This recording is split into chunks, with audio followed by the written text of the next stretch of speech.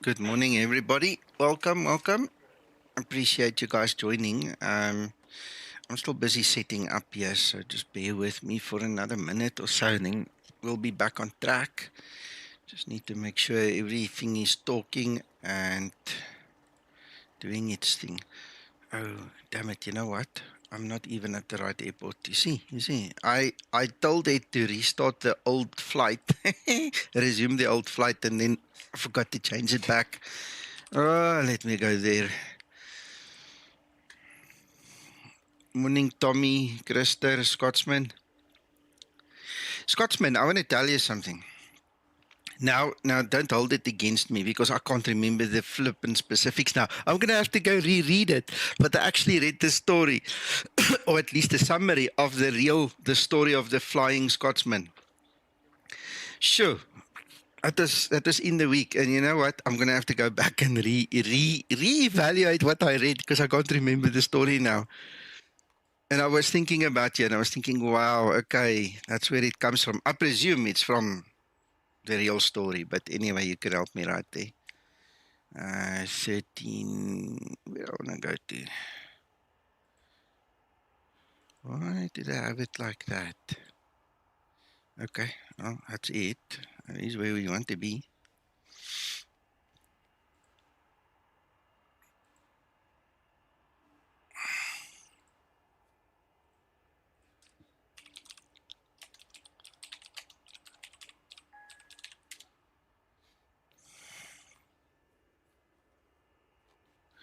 Oh, yes, I got it. I quickly Googled it while I'm waiting. The train. Yes. Yeah. I read about it, and it came my way past on my feed on TikTok, and I was thinking, oh, that's it.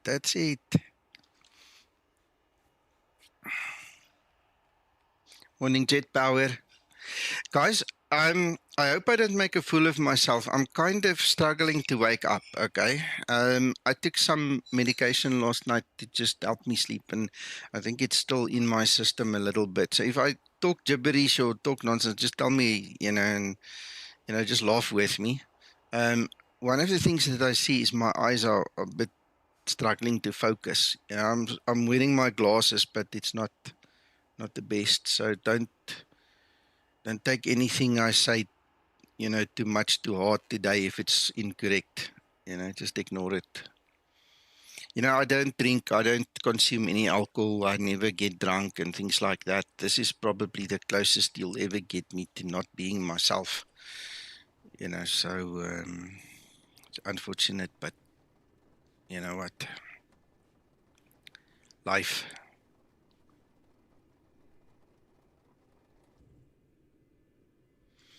Right, now it should work. Yes, now the iCars is taking me. It's connected. Right, I'm back to this livery. I must tell you one thing. This is my favorite livery for the moment. And I like the other one that Flysim 24 gave me. No problem with it. But this is just, doing it for me. Right, let me do my flight plan for IVAO because we've got ATC apparently today.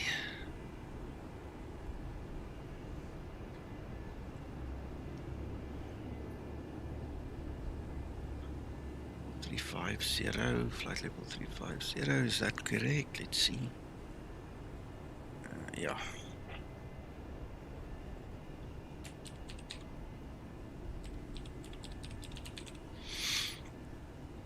I am ready for electrical power-up procedure.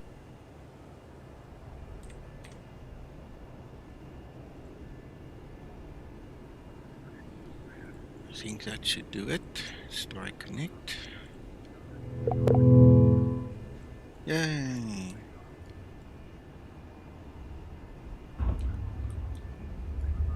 Yeah, that does it. It's a nice photo.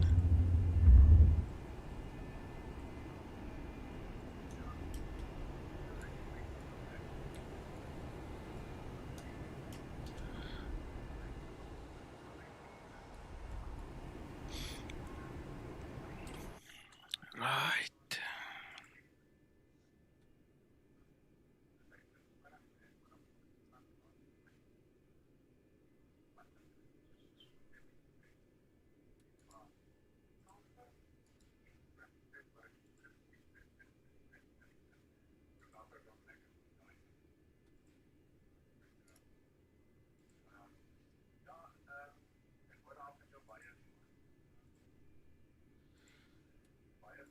Right, I'm almost ready.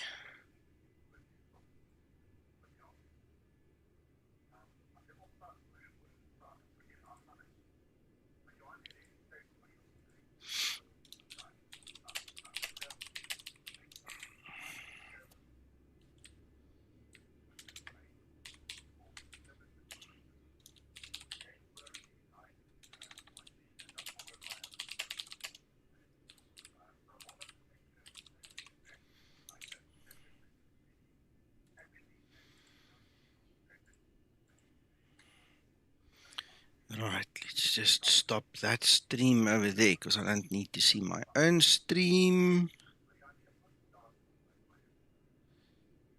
Jet Power, are you talking about the name of the livery? Sorry, I presume so.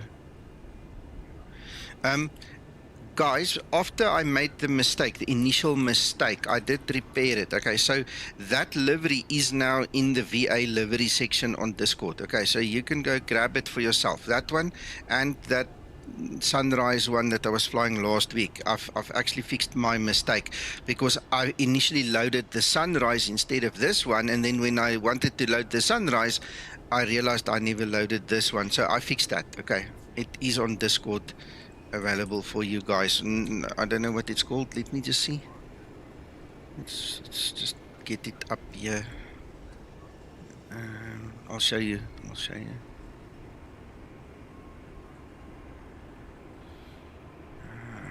VA liveries. There you go. Okay, so there's sunrise. Here it is. Okay, he calls it the Skymatix hooked livery. That one. It's that one. Alright, so you can get that one and you can get this one. So there's one for level up and there's one for the Zibomod in this version that you see over here. Okay. Yeah, it was real nice of him to do that for us. Right. No, we don't want that. You see. This morning I was fiddling with my alpha yoke. You guys would have heard me almost swear at it a couple of times. I used some sellotape now to just try and force this RJ45 cable and plug into position so that I don't lose my connection. But it's getting bad. It's not fun. Right, for the guys who want to join me on Discord, let me quickly do my thing there.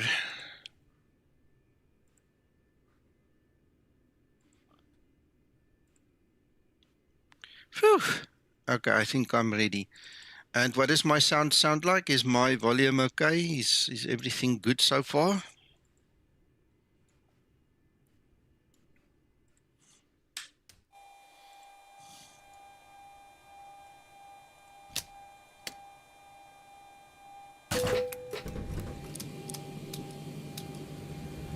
%. All right, I should be on track now. Now I can just concentrate on setting up.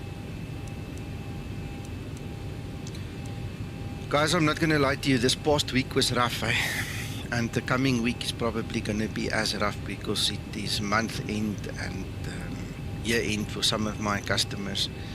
I missed some of my deadlines. I promise you, I just couldn't do it. It was just too much, eh? And so this coming week, I'm going to try and catch up best I can. It's amazing, you know, sometimes you sit here and there's not much to do. There's always something to do, but not much. And then all of a sudden, everybody wants everything at the same time, eh? Anyway, also life, you know, we'll work through it. We'll get there. Landing altitude. Yo, can you imagine? I don't even remember that.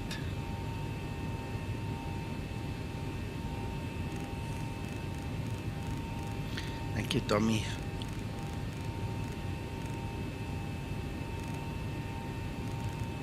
There you go.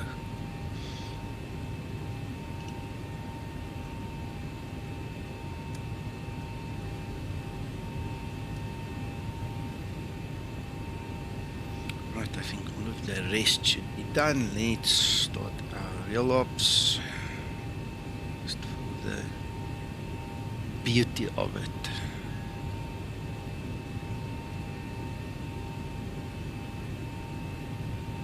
Okay, while we're waiting, let me quickly give you an update on the OPT. Yuri is working really hard on it. Okay, I've asked a lot of questions. He's answered a lot of questions. We've looked at a lot of different scenarios. He's trying his best to get the correct data, and he's also trying his best to get the correct calculations. Okay, so I obviously had a look there, what he posted in our Discord development room, all the graphs and all the calculations and all. So there are a small number of little quirky things that just don't really line up with what it should be. Okay, so we're not withholding the OPT from you guys for any sinister reason. It's literally a question of it's just not ready to be distributed. Okay, so I'm going to show you. Let me just pop this thing out. Start the service also. Let me show you how far he's come, and then I'll mention one or two things to you. So currently his development is happening on the outside of X-Plane.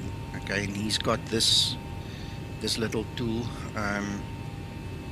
running on the outside, so you don't actually need X-Plane or any simulator to be open at this point in time. Okay, but basically what's happening is when we choose optimum and we don't force certain settings, it's now kind of defaulting to flaps 25 for takeoff.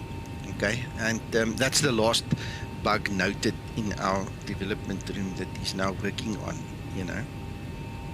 Yeah, Christer, it's going to take a little while. So you guys know how Zibo's worked for the last 8 years. Okay, he doesn't mind releasing something that he's still developing, and I don't think he's going to mind too much to release the Zibomod in the current state where we've got something that's happening. One of the bones of contention is the CG, because certain operators use it, certain operators don't use it. Certain operators limit it to 3 versions. You either have a center, forward, or aft CG. So now we're facing a situation again, like we faced so many times before, where the guys in the US and the guys in the South America and the guys in the European side and the guys in the Far East are probably not going to agree on what they get, because they all used to their own operators doing it their own way.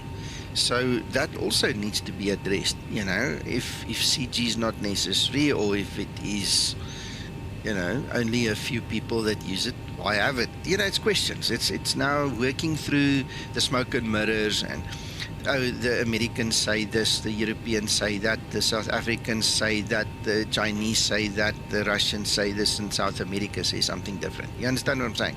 So all of these kind of things need to be addressed. Now, if you look at the actual OPT, now this OPT is obviously based on the actual Boeing one, all right? And Yuri's trying to now mimic that, and he's trying to get the calculations to work. There isn't even a CG in here. You understand? There's no CG in here. So these are the kind of little thingies between Yuri and Zibo. They're going to have to just decide what they want in there, what they don't want in there, how they're going to streamline it, things like that.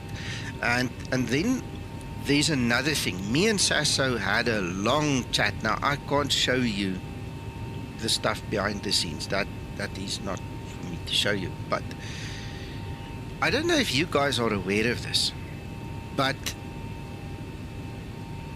the actual N1 that you get in your OPT versus the N1 that you get on the FMC is dependent, and let me break it down even closer. The FMC is dependent, that N1 is dependent on your bleed air. So if you've got the APU bleed air on or off, if you've got the engine bleed air on or off, because remember, the OPT is supposed to tell you the condition on the runway before you press toga.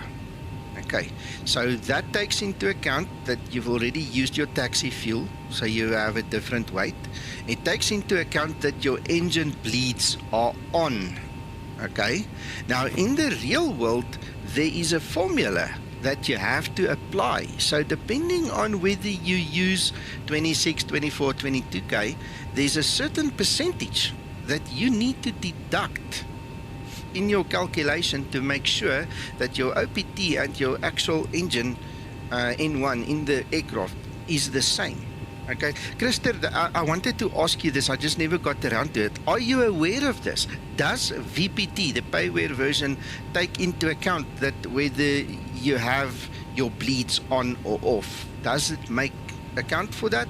Did you get training on that? Are you aware of that? Because that is something we're obviously going to have to put into the training checklist. That's something we're going to have to train you up on. We're going to have to explain to you when to deduct, when to add. You see? Okay, so in the max, on the FMC, it actually gives you both N1 values, so you can see with bleed and without bleed, but not in the NG. The NG doesn't show you that. The NG, the moment you switch the bleed on, changes the N1 immediately. Okay, now I did send Zibo a message after my meeting with Sasso. Zibo has not responded to me yet, okay, because the actual Zibomod does not model that yet. Okay, you can actually test it. You can go and sit there and you can play with your bleeds. It doesn't change the N1. So what I'm saying to you is there's much more to this, and there's a much deeper understanding that you're going to need to use this thing correctly, because I can already hear the little children in the background. Oh, the numbers don't match, it's rubbish, it doesn't work. And in the meantime, back at the ranch, they just don't know how to work it because they don't have the depth of knowledge. You know, they don't understand that bleeds is going to affect it. They don't understand that taxi fuel is going to affect it. They don't understand these things. So I hope by just listening to me, you can understand there's way more to this than you probably thought in the beginning. Okay, so even though it's functional, okay, it's not 100%. Here he's working towards that, and then obviously, Zibo will have to decide to what extent he's actually going to implement the full thing into the EFB. I hope that answers a couple of questions. Okay.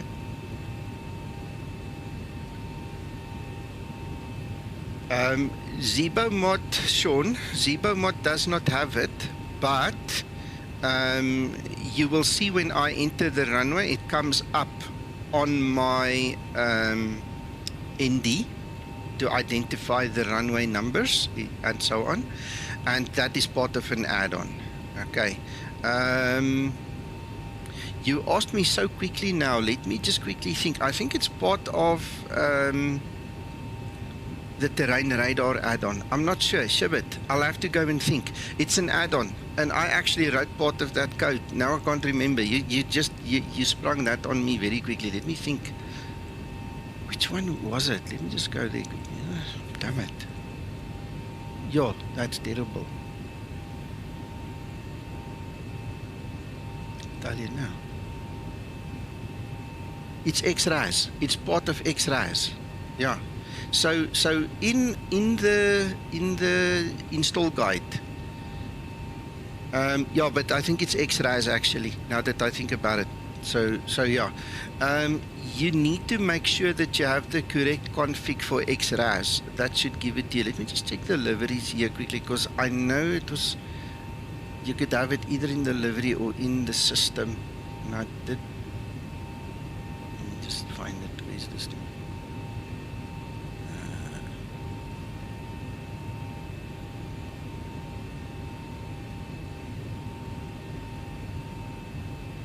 Did I put it?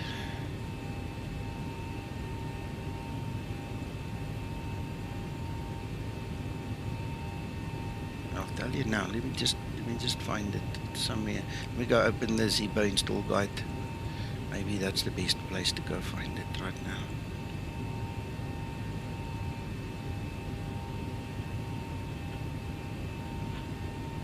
Sure, how embarrassing. Let's go down there.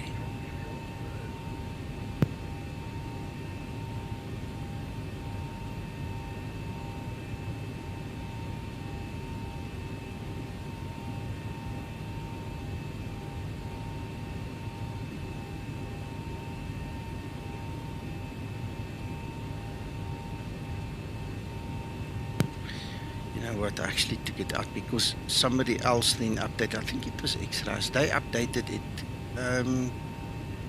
Okay, I'll tell you what, I'm going to skip it for now. Please remind me when we are in the end, we're sitting doing nothing. I'm going to hunt it down because now you've upset me, man. You caught me with my pants down. I'm going to have to go find it. Like I said, I actually helped to write some of that stuff. Oh, anyway, I warned you, I'm not at my best performance this morning. Yeah, so anyway, when I go on the runway, you'll see it. It's there. We'll find it when we're in there. All right, let's continue going. So anyway, I think I've answered most of the stories there. You guys can obviously see that, you know, there's movement over here. We can actually use the calculator, you know, for the takeoff performance calculation. And then we just have to be patient, guys. See what Yuri says, how soon he can get it out and things like that. Okay, and Zibo and so on.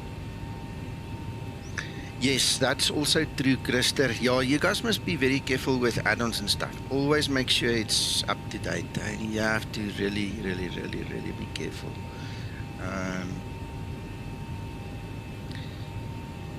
Because I feel like a broken record now. It's like I can't get that silly thing out of my mind.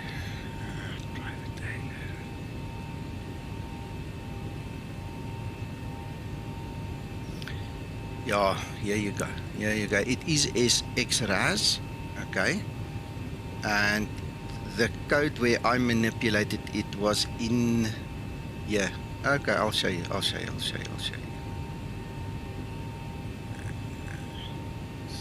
there.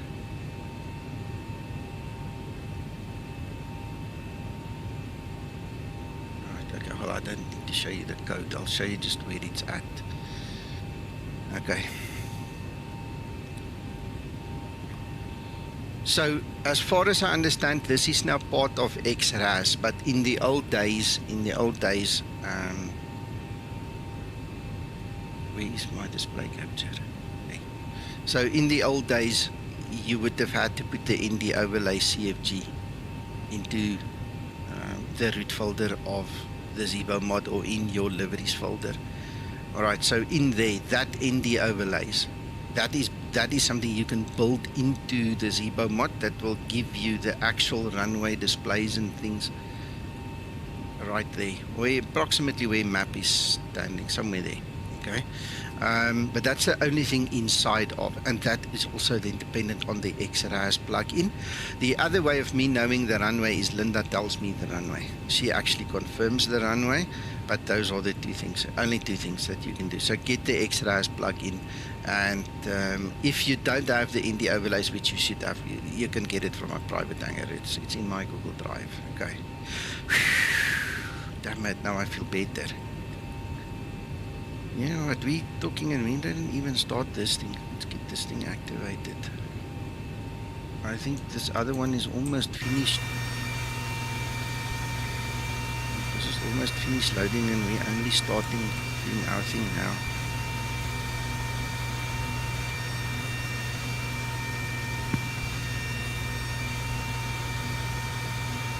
Site services needs to open the doors.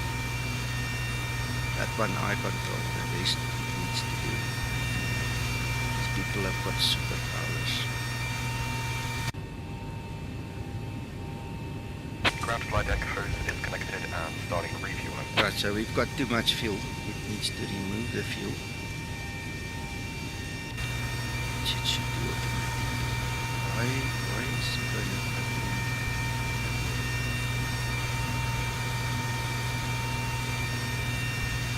I'm going to open it, but it's then probably going to close it in a toggle format when it needs to open it. But anyway, just expect it that way. Don't worry about it.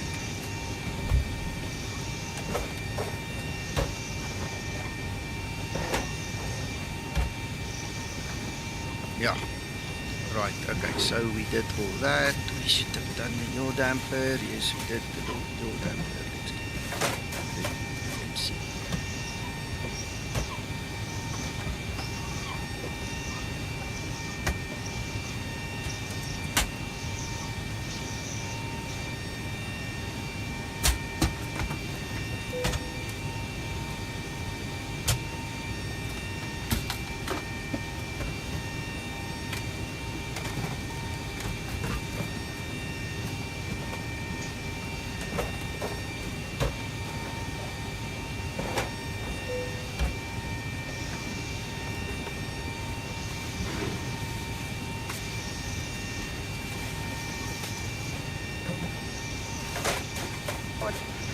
2,300 feet, climb by the set flight level 160, route direct TETAN.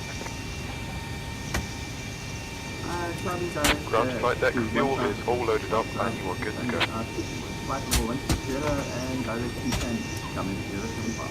Alright, there you go, there's ATC online. We don't have any sets going to TETAN anymore. I'd love to know what the CAA did here, why they removed these things. Skymatix 356, winds 290, 10 knots, runway 01, clear for takeoff. Report passing 2,000 feet.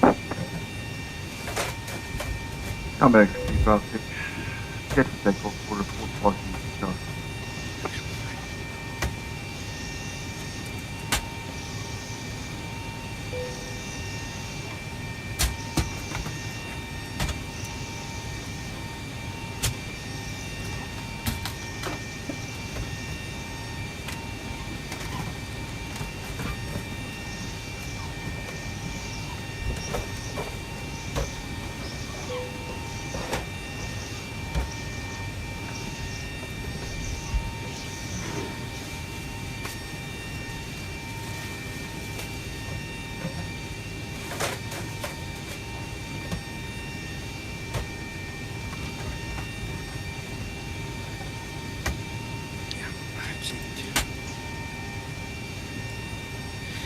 So guys, I hope you had a good week and that you guys are going to have a splendid, wonderful weekend and get some rest. I plan on resting because like I said, next week's going to be a doozy again, you know, going to run. Right. So that is done.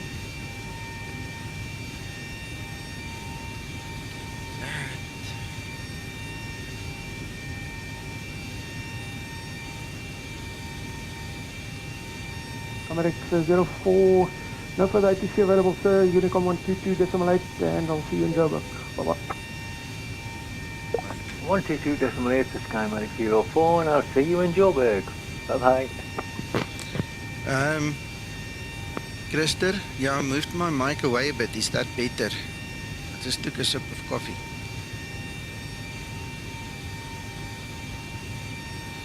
Right.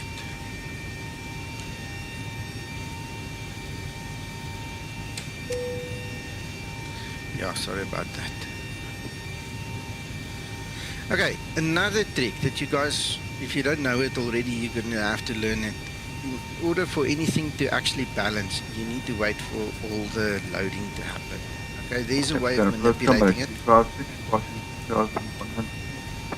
I'm not going to tell you. Okay, so we want you to do it proper. Identify 2,200 feet, climb by the set flight level 160, route direct TETAN. Route direct TETAN, climb flight level 160, Skymatix. We don't want you to jeopardize the system, we want you to do it proper, so at this point in time we'll keep it simple. Right, we can't do anything now on that or on the OPT until this is loaded, so we need all the correct values, otherwise this is going to be way off again. I can already hear the kids, oh, it's not working, the wrong numbers.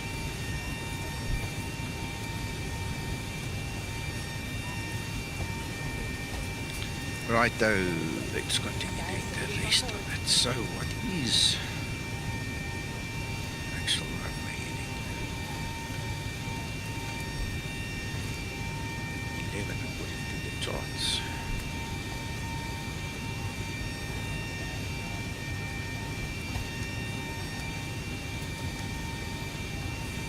Right, 9535, that's fine. Let's guess a value.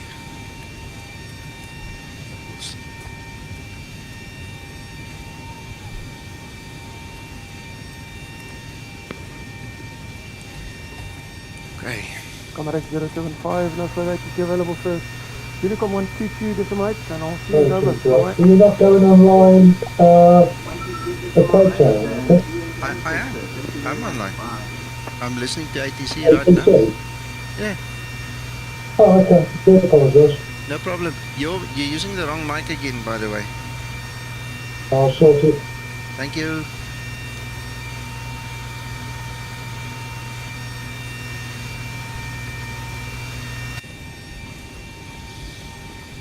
Right, what else can we do? Nothing much. We have to wait. In actual fact, let's just start the APU, get that out of the way. Look at this. We're going to use RNAV, so we're not worried too much about ILS. We might set it up just for backup, but anyway, not right now. Let's quickly look at that RNAV. Okay, wait. 50.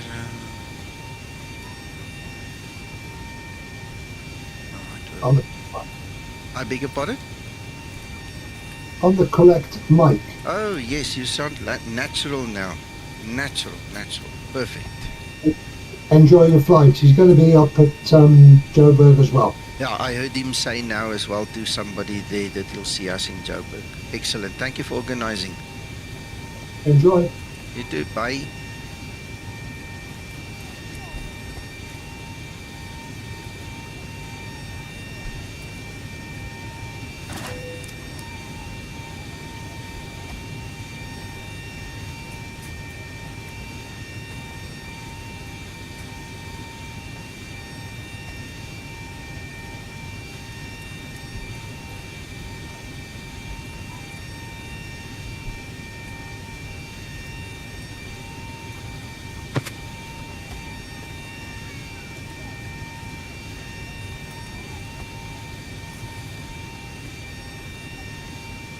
Just waiting for the loading to happen. You guys are very quiet there on stream. Are you guys okay?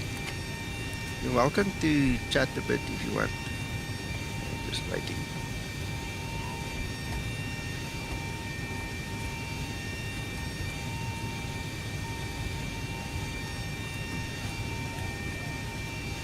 I think while we're waiting, let's just use what we have already. Start setting this thing up. Fact. Full, that's fine. Let's get our weather again.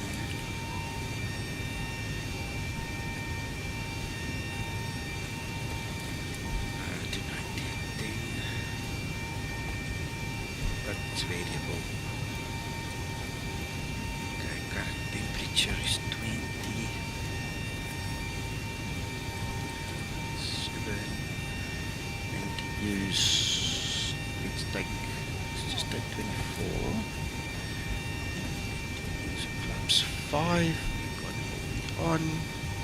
And according to our load sheet, we want to be 67, 800. Right, by the way, in this version, it now supports pounds. Okay, so the Americans can also use it pounds and feet instead of meters and all kinds of other things. Here he upgraded it nicely, so I use kilograms, that's why I'm there. But you can actually enter your QNH in the other format and play around with Fahrenheit and things like that. Thank you, Krister.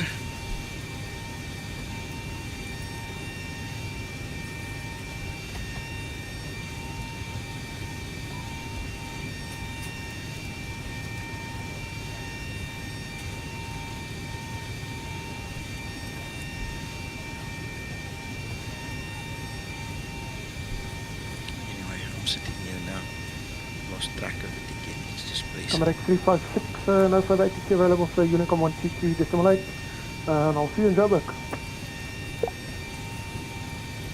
Switching to Unicom, see you in Joburg. Thank you. Comrade 356.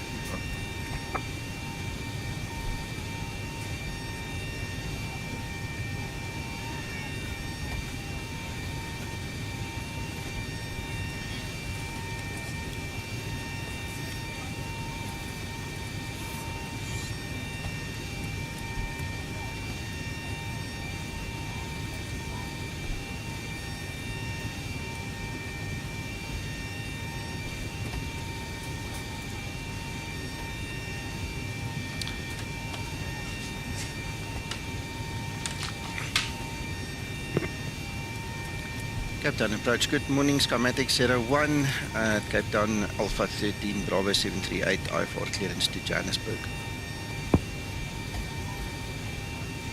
Comrade 0001, good morning, sir, clear to Johannesburg, asphalt, flight level 350, The off runway 01 on a non-standard departure. Initial climb will be flight level 090.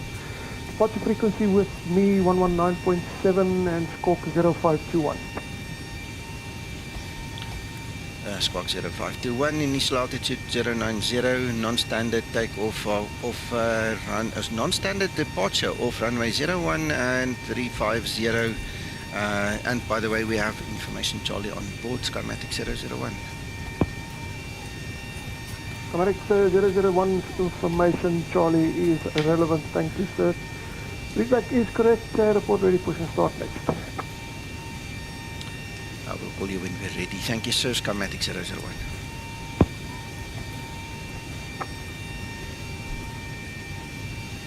Right, we can actually do this. Ground to cockpit. Please show me where you want to go. Ground to cockpit. Toes driving up. By the way, while we are here, I'm not sure if it's going to allow us, but then I'll have to show you afterwards. If you are fiddling with the settings and you all of a sudden get a power loss at pushback, here's your answer. Yeah, okay, it won't show it now. There's an experimental setting in better pushback that kills the power on the bus, even if you've got the APU on. I'll show you afterwards, okay? But you guys must please not try and use that setting. It's come across my way twice now already this past week, and it took me a while to get behind the story. And as usual, the people that figured it out never tell you where it is and how to do it. So I had to go and hunt it, and I actually found it. I'll show you when we can get access to that menu.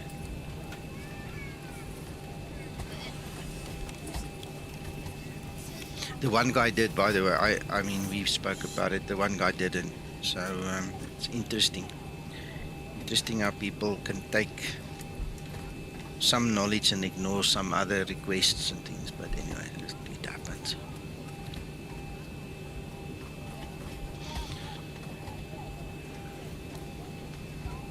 Okay, almost there.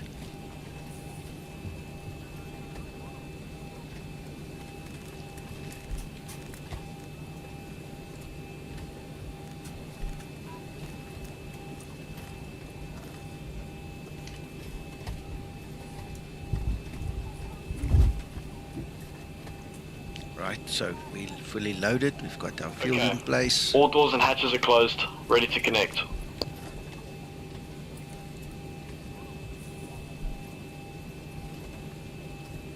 Flight attendants prepare for departure. Cross-check and all call. Thank you.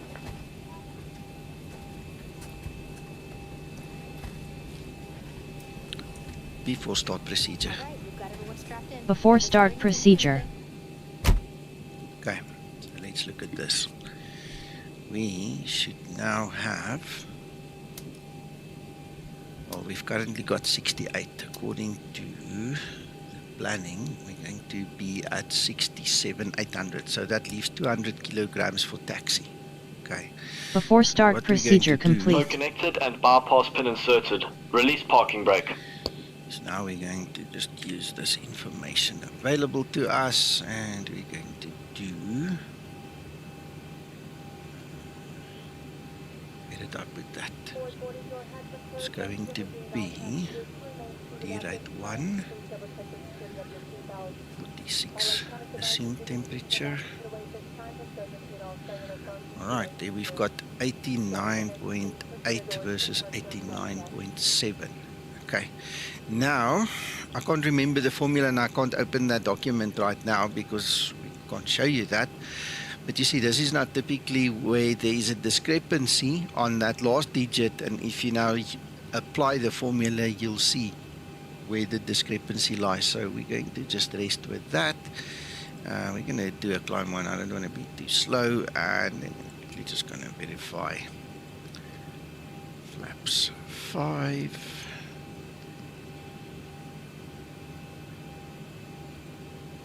Set trim for takeoff. Ready for pre-flight procedure. Ready for before start checklist. That's not what I asked you. I said trim for takeoff.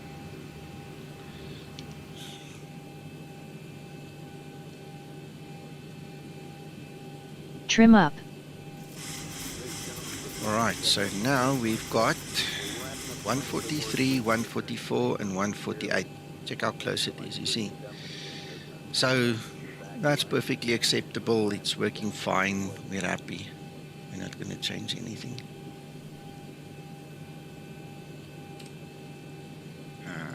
Wrong buttons. Yeah, that's right. Look how nicely I guessed. Are we actually ready for push? Approach Skymatix 01 and we're ready for push. Skymatix 01 QNH 1017, push start approved by South. For runway 01, report ready taxi. You know what? I made a mistake. Yeah, thank you very much for that. I just realized I made a mistake. I'm pushing the wrong way. I'm just going to have to reconfigure quickly. Apologies for that. No problem. All good, all good. Terminate. Disconnecting tow. Stand by. I can quickly show you once that thing is gone, and I can quickly show you that setting. Damn it, I can't believe I went the wrong way. I just used the old setting, remember, I didn't change anything. And that was when runway 19 was active. Yeah, Christer, if Jerry can finalize this OPT, it's going to change away a lot of us that want to simulate the real operations operate. And I like taking shortcuts, and I liked in the week I was testing the intersection takeoffs, and that's when I got 25 flaps. Tow is disconnected and bypass pin has been removed. Hand signal on the right.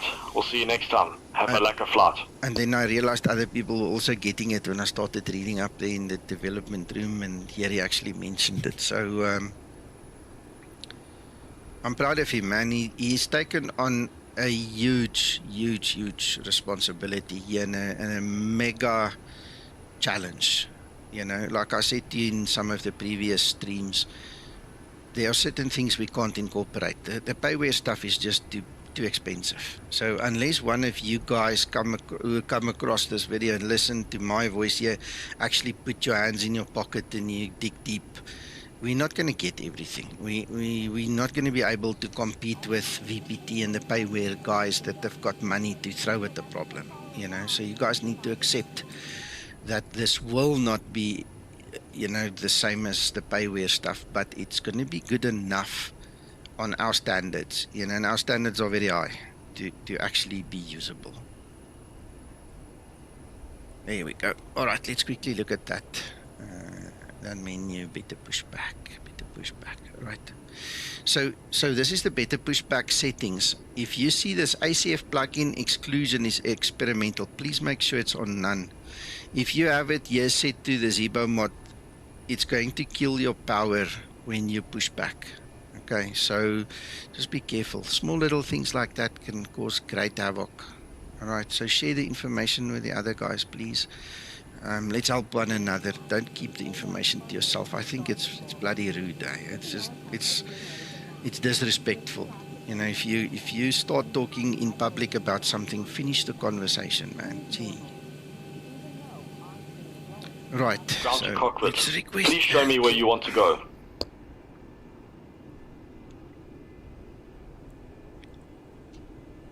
Ground to cockpit. Toes driving up. Yeah, there you go.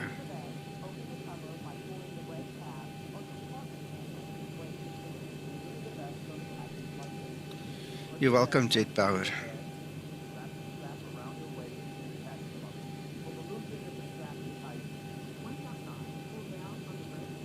Okay. All doors and hatches are closed. Ready to connect. I just thought of something else. You know, these other guys have left so long ago, and I'm still sitting here. Let's go try catch them. Just up our cost index a little bit. Morning, Gilbert.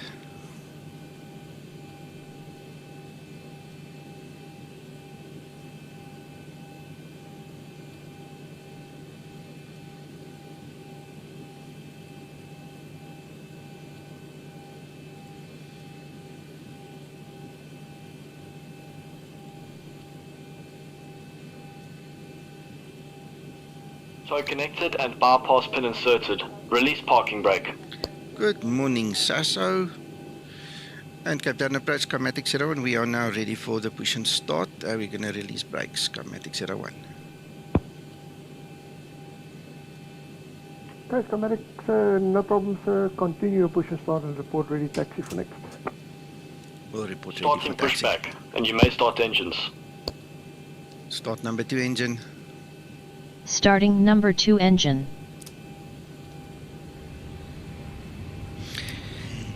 Sasso, I already mentioned your name.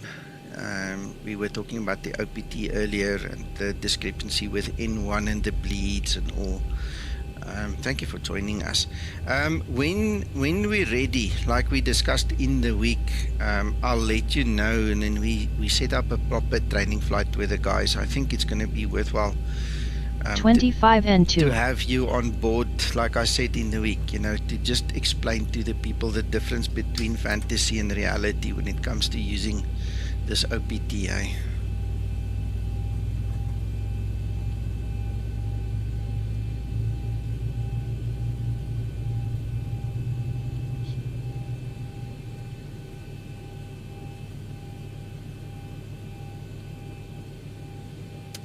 Starter cutout.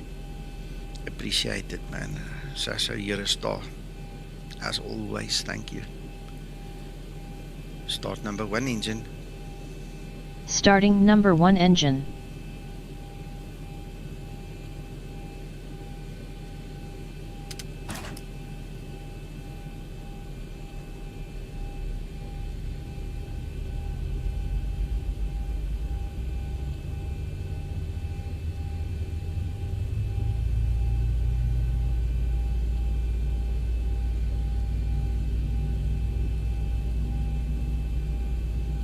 (25 and 2).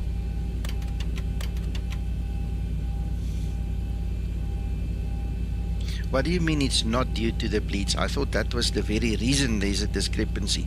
If the bleeds are on, you get one version of N1. If the bleeds are off, you get a different version Operation of N1. complete. Set parking brake. Are you telling me I understood it incorrectly? Because that's the way I understood it. Can you just clarify that?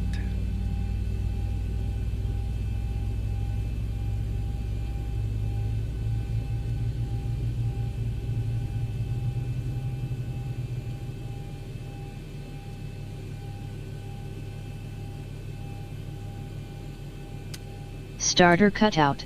There you go. Engine Yeah, but start procedure complete. exactly, but in your sentence you said it's not due to bleeds. It should read it is due to bleeds.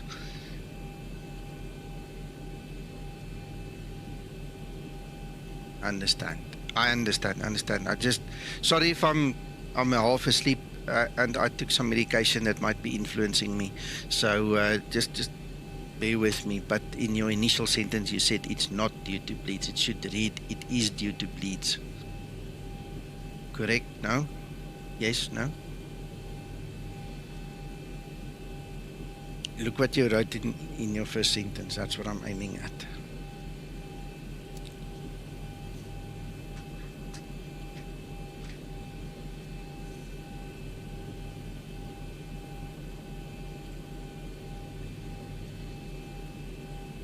Right, okay. Let's see.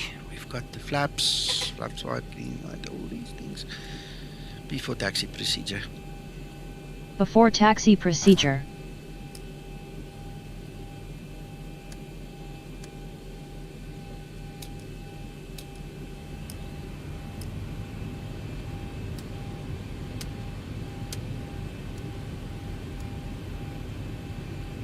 Before taxi procedure complete. I am ready for before taxi checklist.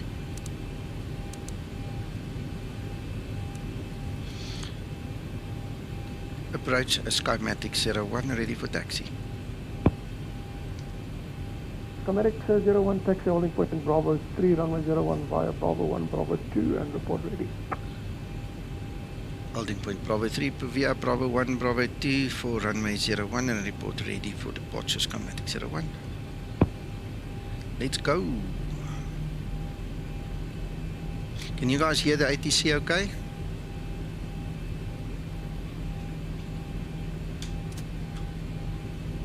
Disconnecting tow. Stand by. I forgot about this guy.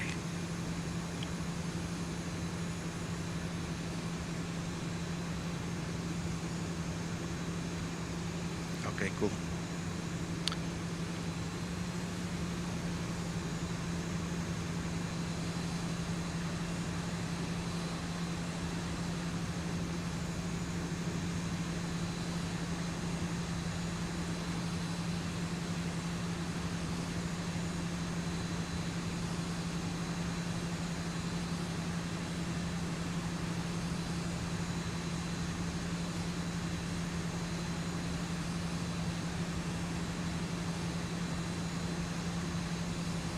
Tow is disconnected and bypass pin has been removed. Hand signal on the right. We'll see you next time. Have a lekker flight. Okay, bye. Kom. Maak gou. Roer jou. Ons is haastig.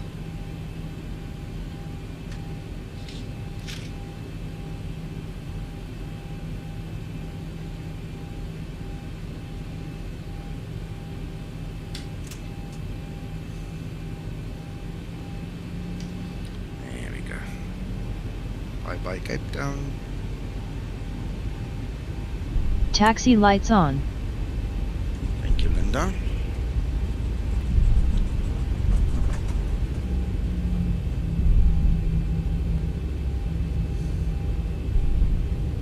Ja, hastig.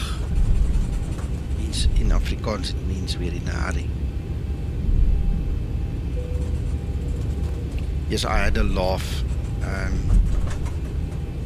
on Facebook in the week. Somebody asked how to say something in Afrikaans, and the very first person that commented was saying, what do you mean in Afrikaans? There's no such thing as Afrikaans. And the person gave this whole lesson on Africa and Africa having different countries, and there's no such thing as Afrikaans. And the very next person came up and started speaking in Afrikaans, asking this person, Nico? Yes, my maat. Hallo. Yes, okay, hoorie, ek het nou vir die ouens gesê, ek gaan hulle in Joburg kry, maar ek moet ongelukkig afgaan, iets het voorgeval, so sê my net vir die ouens, ek vra om verskoning, maar next time, enige tyd, as julle wil een event hier in Zuid-Afrika, op een naweek groep flight, laat weet my, ek sal graag vir julle wil uit die sheet doen, hoor. Yes, no problem, appreciate it, baie dankie man, geniet jou dag en jou naweek, hoor. Ja nee, ek gaan wacht tot jy af is, tot jy weg is en dan sal ek aflok. Ek gaan jou nie hier hoog en droog los nie. Waag, ek mind nie, maar jy is welkom. Dankie hoor. Nee, dat is fijn. Ek sal vir jou wacht tot jy uit my area uit is. Okay. Maar sê my net vir die ander manne, ek gaan verskoning. Ek sal hulle sê. Dankie vir jou effort hoor. Sasso? Yeah? Morning, sorry, ITC was just talking to me. He says Cabin crew, something happened. take your seats, prepare for takeoff. So he won't be able to assist on the receiving end, but anyway. Yeah, morning no Alex. How are you doing, Sasso? All good, thank you very much.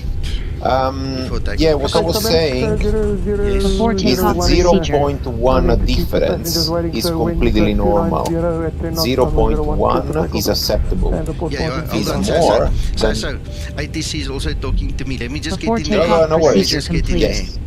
Ready for before takeoff checklist. 01, cleared for takeoff, Skymatix 01.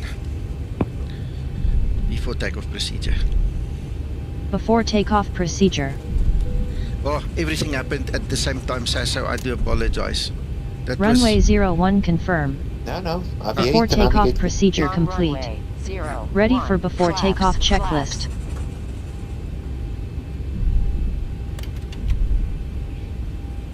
Alright, flaps 5. Ready for before taxi procedure. Alright, we missed that one notch. Let's see.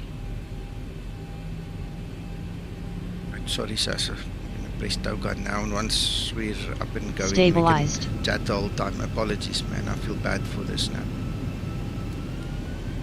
There we go. Let's get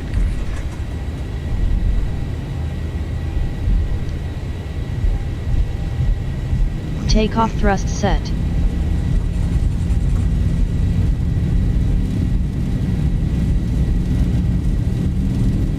$80 knots. Throttle hold.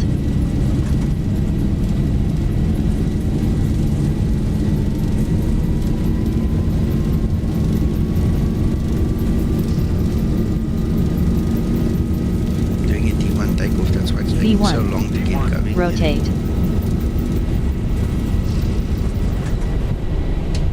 Positive rate. Get up.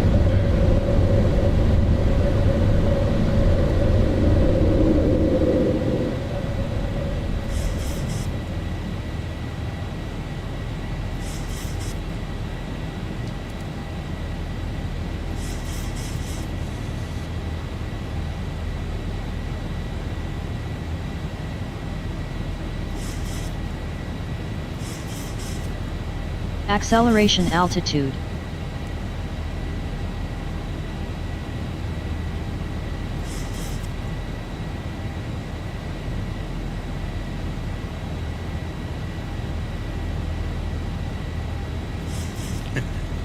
Alex.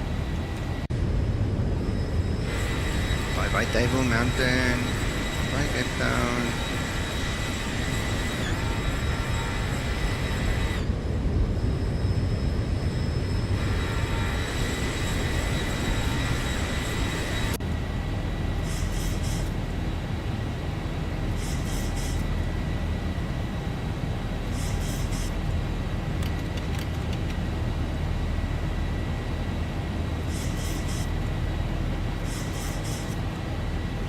Flaps 1 set.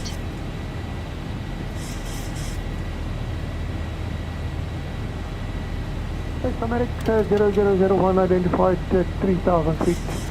Climb flight level 160, route direct TETAN. 160 and redirect TETAN. Skymatix Flaps up and 001. set. Okay Nico, ek gaan toemaak my maat, julle moet lekker vlieg en dan praat ons weer. Dankie vir die ouens, hoor, ek waardeer dit. Julle moet 'n lekker dag. Chop self via daai kant my maat. Geniet jou naweek. Bye bye. Sasso? Cheers man. Sasso? Yes. The mic is yours, so now you can chat all the time. No, what I was saying regarding the departure, regarding the performance on departure, 0.1 is absolutely normal. 0.1 in an acceptable difference, let's say, For between the OPT, correct, yeah. between the OPT and what the FMC is giving to you. When you have more difference, now if you have a difference of 0.6, 0.8, then of course you need to investigate, and that might be due to the bleeds configuration. Yes. Difference between the FMC, what you have in the FMC, what you have. Yes. The OPT knows what you are taking, departure, because it's you selecting the stuff, bleeds on, bleeds off, anti-ice, whatever. The FMC doesn't Approaching know. The transition. FMC is blind at least in terms of he just talked directly to this aircraft system. So, and one displayed in the FMC is what you have at the moment. Yes. While you are reading the FMC. The OPT instead is a prediction. Same thing for the weight. The FMC is showing gross weight at the moment. Transition altitude. The OPT maybe has 100 or 200 off, 300 off the taxi. So remember, Yes. as well, it's important to know the definition in terms of gross weight, what you are weighting at the moment. If you press now init ref, for instance, you're going to see the actual weight and as well the actual speed based on the actual weight. That's why on landing, do a prediction, which means we are going to calculate more or less what is going to be our weight on landing. At the end of the day, it's the same thing also for departure. You have the gross weight on stand, but then when you press toga, you're going to have the gross weight minus that bit that you use for taxi. And that's when you can have the 0.1 discrepancy as well. If that makes sense. Perfect sense. Perfect sense. Okay. So just to come back to what you typed in Flight level the 100. comments, I didn't Landing light see it. switches off. Linda, shut up. I didn't see it exactly the same, but now I understand. Yeah, now I understand. Okay, so when it says 0.1 in one discrepancy, it's correct. Normal. We don't care about bleeds or anything else. When it's more than that, like a 0.6, 0.8, then it's probably bleed there. Okay, now I understand why you said what you said. Yeah. As well, but this is company specific. is a matter of a bit of airmanship, I would say. Now, let's imagine, guys, these OPTs to preserve the engine life, so we don't want to put the engine always on maximum, but we want to use the right amount of thrust generated from the engine. This way we will preserve also the engine life. As well, we want to find a compromise. I was reading before regarding the intersection departure. Company specific is that some company, let's say all the pilots plan for an intersection departure. This way, if you have a different departure, classic example for me is Stansted, for instance. In Stansted, runway 22, you have multiple intersection departure. What we do, take always the most restrictive one. So then, if ATC send us that one, which is the most restrictive in terms of performance, we know we are good already for that intersection departure. Because of course, if you can take off from that intersection, you're good also if you have more run. So intersection departure is something else, which is really interesting. But as well, we want to preserve engine life, so we're not going to push the engine maximum. On the other end, airmanship. So if you have a very strong crosswind, if you have gusty condition on departure, if you have wind shear that has been reported just after departure, then maybe you don't want to assume much. You don't want to use as such derated rating. Okay, so it depends. Use common sense, guys.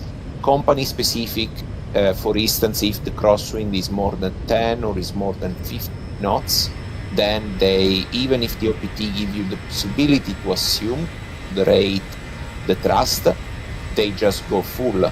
So let's say, as before, Nico had the 24K and then the assumed temperature, I think, was 48.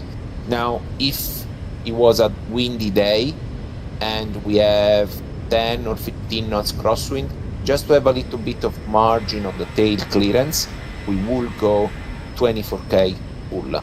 But that's company specific, guys, so it depends on the manual. But that's usually real life, just to have a bit margin. Brilliant, thank you, Sasso. Pleasure. Yeah. So you guys watching the stream and the video afterwards, take into account that we will do a proper training, video when it's time. But start making notes, because everything that Sasso says here is very good information.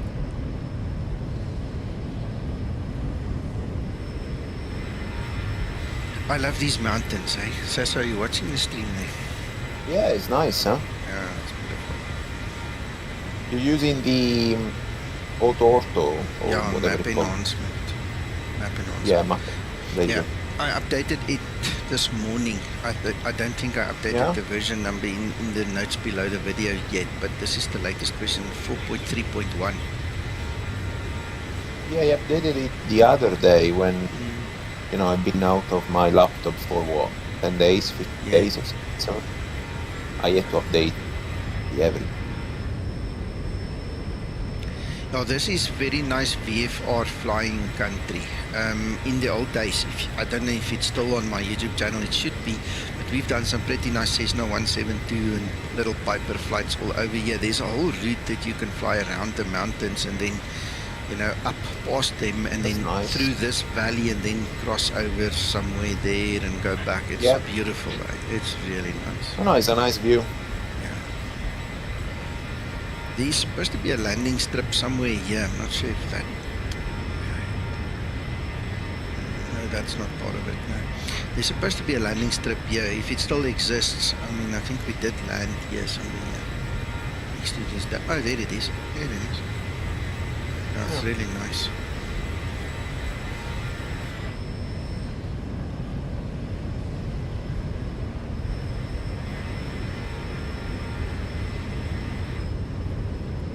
Geographically, this is a beautiful country. After this, now you get that semi-arid desert, the Karoo. Then you get the Free State, and that's where all the farmers are. Well, the large amount of farmers are there with all the maize and stuff that they do. And then you get to JBrik side, and then after JBrik you start getting mountains again, you know, going up to the what we call the high veld, because it's high up, you know.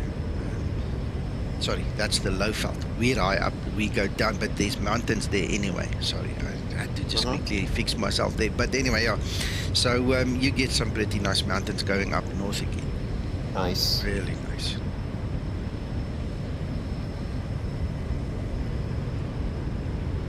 My son is in Palabora this morning, and Palabora is way up north. It's almost at the Kruger National Park, and the first thing that hit him this morning was the humidity. He says, because they're closer to the sea that side. So Mozambique is a very, let's call it a thin strip of land, you know, in between them and the sea. But it's interesting, I actually calculated for him, it's almost the same distance to the sea if you travel by road from where he is and from where I am. Geographically it's closer, but there aren't roads. You can't just drive straight through.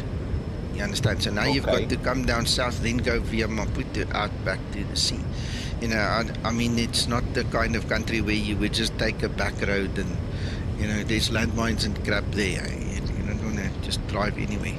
So the natural route would be another 6-7 hours from there, same as we have to get to the sea. Interesting. Yeah, very.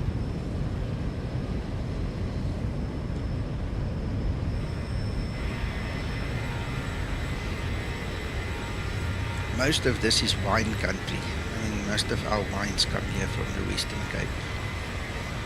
This is the winelands. Then you've got all the maize and the cattle and everything. A bit more north on the Natal side, you've got all the sugar cane and those kind of things. It's actually a beautiful country, geographically speaking. So, how long is this flight? Block time 2 hours 10 minutes. Okay. I'm going to push myself a little bit in actual fact, because I'm very far behind, so let's just push it a little bit. Which runway are they using on the other end? 03 right. 03 right, kind of straight in direction. Yeah, I'm using the RNAV, so I'm going to come in a little bit. We are all going to come in a little bit to the west, I think. Do we need to test anything on the airnav? No. Good. No, it's easy. It's just straight. We're going to come into the left of the airport, then we're just going to turn to the right, then turn back onto finals on the left side. It's straight. Yeah, that's true. If we need to stay on the magenta, yeah. If we need to stay on the magenta. Yeah, I can already hear you. I can already hear you, Sasso. Yeah. Christer was giving some prophecies there earlier. He's getting very good at that. I mean, yeah, you know, we can always shut down an engine, or you know, we can do something else. Oh, I mean, but following the magenta is not fun. Yeah, I'll wait. I'll use your instruction. I mean, can we get the data link weather for destination? Yeah, let's see what the weather is.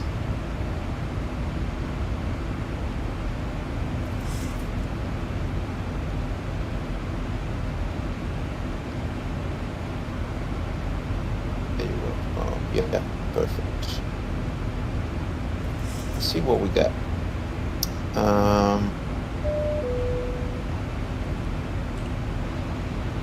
3008. So first of all, this is at what time? 0830. She's old, because we should get the 920 soon. It's 911, so there should be the 850 or is hourly one. The 0900 is available on the desktop already, the desktop charts, right? So that's also got 290 at 8 knots, and it's variable to 33. They're using runway 03. They used to. Well, they could have changed, but when we did the planning, it was 03. Okay. Yeah, because in this case, for runway 03, you have a bit of tailwind, nothing crazy. So with their weather, few 2600, or the new one says scatter at 2900. Well, visual approach all the time. Do we have terrain? No, there's no mountains. Well, flat. Yeah. So maybe a nice visual approach. Something like VECO straight in to the 4 nautical miles on final. That would be nice. We can do that. And can plan that. VECO straight. Actually, you have already the way. The Juliet Sierra Fox 1 is at 7.7 for the runway, so we can just build another waypoint.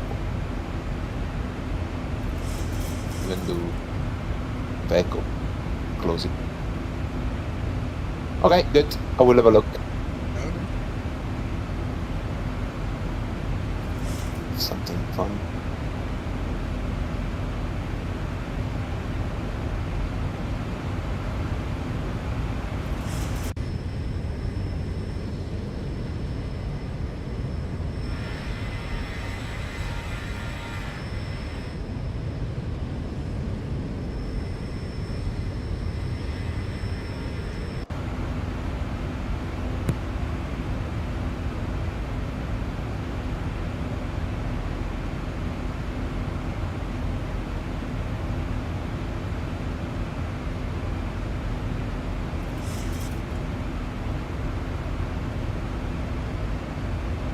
Sasso? Yeah? Let me just go chat to the guys downstairs. I'll be back just now and then I'll see my schedule. Yeah, no problem. Go. Morning, gentlemen. Good morning. Good morning. Listen, guys, ATC has apologized. He says something has now come up. He won't be able to help us for the approach, okay? Okay, thank you for that, Nico. Yeah, no worries. Okay, alright. Thank you. I just wanted to tell you guys. Thank you. Okay. I'm back. Yep.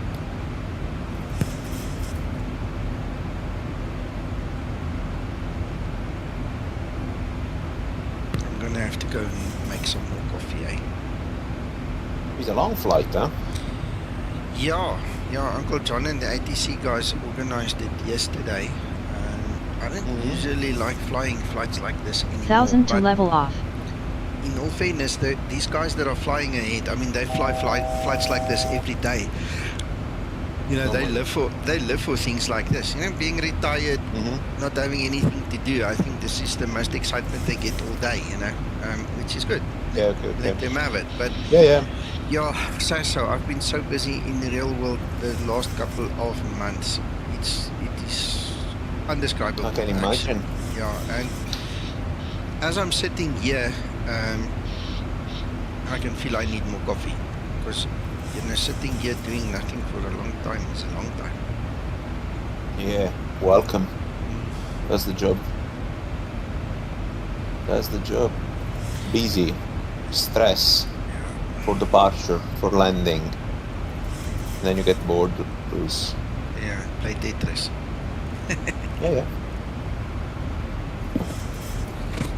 And that's when the stuff up, because your attention level goes down as well. That's when you easily enter the overspeed or something else might happen. Do you guys get in trouble if you overspeed? Is there a procedure for that? That you get in trouble with? No, the procedure will be to not close the thrust levers. So that would be the automatic reaction close the thrust levers, but instead use the partial speed brake. So deploy partially the speed brake to bring the speed back to normal range. But do you get in trouble at the company if you go over speed? No, it depends on the reason.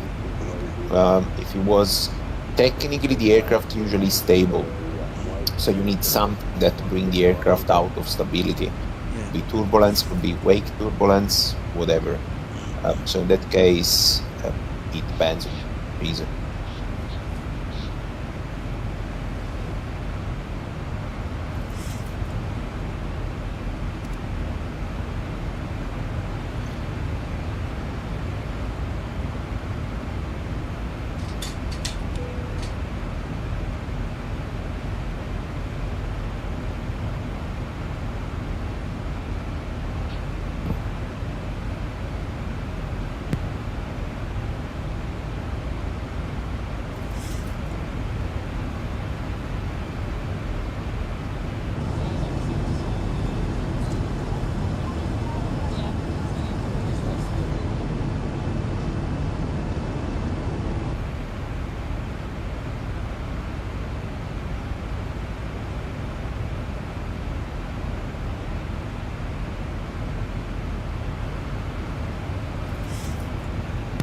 For instance, you see now we are cruise, and the speed is pretty stable, but the engine thrust, you see, is getting up to the limit, the cruise limit. So if you look on the upper view there is Charlie Romeo Zulu is written in green. That is the TMA, thrust mode annunciator, and in other words, it's showing you the maximum amount of thrust commanded by the autothrottle. Gotcha. So if you go into the N1 limit, you can see that cruise is 96.3, but the continuous thrust is 100.2. Now remember, the continuous is by definition, by the manufacturer, the maximum continuous thrust which you can maintain the engine. Yeah. So what we do, and again is company specific, we select upon reaching the level of cruise, we select manually continuous. Now if you press con, and now you look again on the upper view, now it's changed. And now it's showing to you that if anything happened, turbulence, wake turbulence, or wind changes, whatever, the thrust available now is not 96.3, but we will go up to 100, which is good. Okay. Again, this is company specific, but that's the reason behind. Just to have that amount of extra thrust available. Okay, in case of emergency. In case of, not just emergency, but in case of whatever reason is.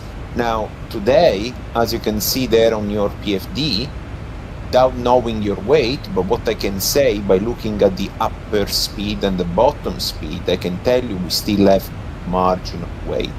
In other words, if you go into the cruise page of the FMC, just press VNAV. In the cruise page, you can see there we have 350, our current cruise altitude. The optimum would be 377, but the max for the actual weight would be 390. Now, if we climb to 390, you will see we get closer and closer to that thing called coffee corner. Yes, yeah, I understand. Where the upper speed, the overspeed, and the stall speed get closer and closer, just to give you a very simple definition.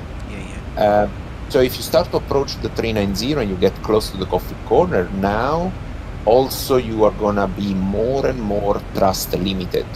And for this reason, we'll see that you need that extra 6-7%. That could really make the difference. Not just in an emergency, but even if there is a wind change. Okay. Yeah. The only way, guys, the only bloody way to increase that limit, that optimum and maximum, is to get down. Don't get up, don't try to go above a thunderstorm by climbing above, but get down, because if you get down, you will increase what you have on the PFD speed. Otherwise, it's going to be just problem and problem. Thank you for the tips and tricks, Hassan. Pleasure.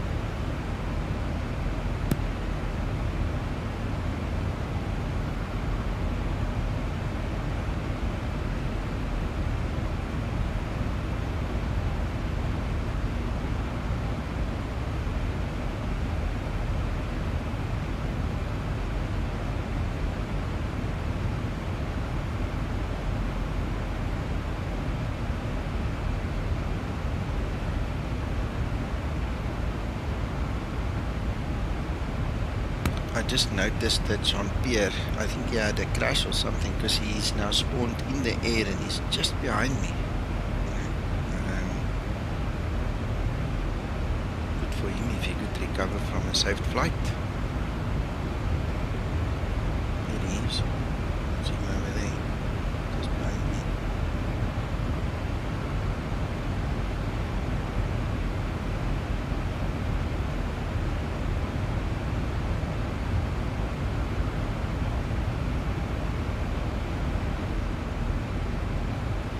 Right, okay. I think I'm gonna go get myself a proper good cup of coffee and something to eat, and then I'll be back. Give me 5 minutes, guys. Yeah, when is the top of the sand, Nico? What time?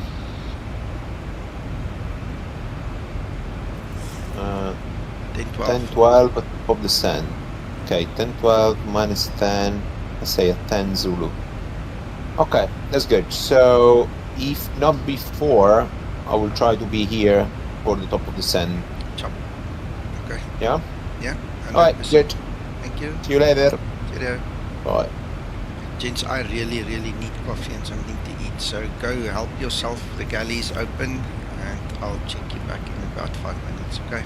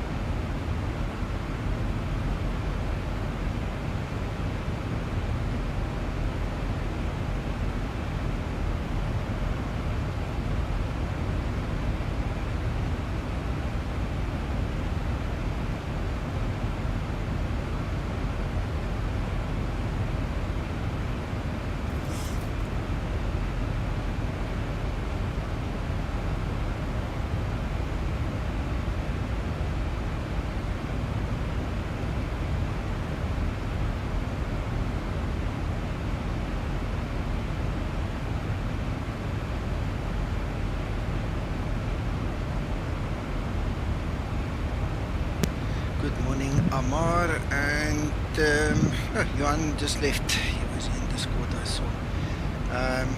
Right, I'm back, gentlemen. I've got some protein shake going. I've got some coffee, and there we go. Now I can just make my seat where I want it, and then you can relax. See what happens. Oh, still a long way to go. This is a long flight, eh?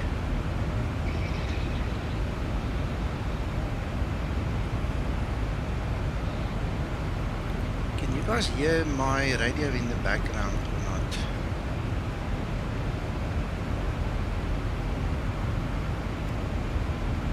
I think I'll switch it off again. Then it won't interfere anyway.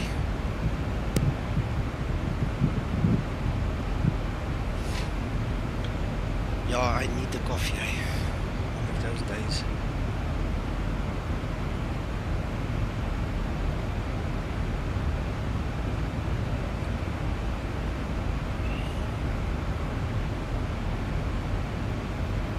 Right, so you guys can see I'm way behind. That's why I'm pushing the speed a little bit. And other guys are way ahead of me.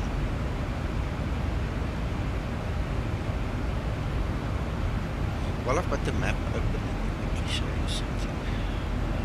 I won't see Palabora, but I'll aim at the general direction. Right, so just the other day my daughter was here down in Craddock, over there, very close to there. Now my son, this is obviously JBrik where we stay. My son has gone up. There's Palabora. There you go. Let's just keep JBrik in view. Alright, well there's Palabora, there's JBrik, so they travelled all the way up there, and then they went sort of past Sanin, and now they're over there. And he says it's very humid, very humid.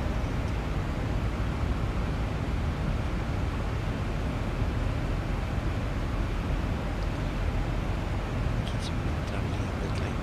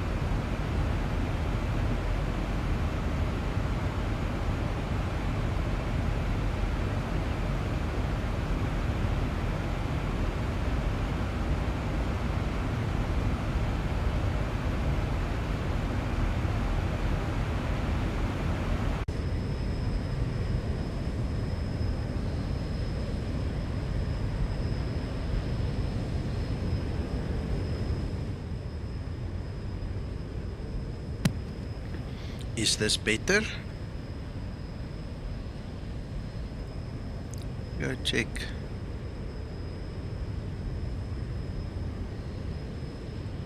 See if this thing has moved again. Okay, no, the mic is still 100%. How's that? Is that better? Okay. Let's just try it in the cockpit as well. Is that better as well while we are in the cockpit? Because otherwise, I mean, it's two different spaces. I might have to tune this one now as well.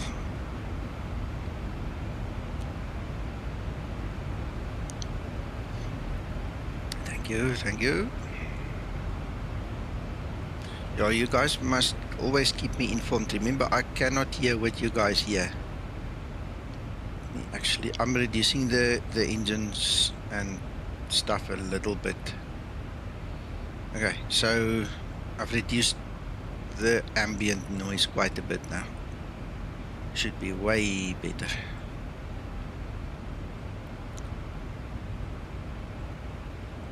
There you go.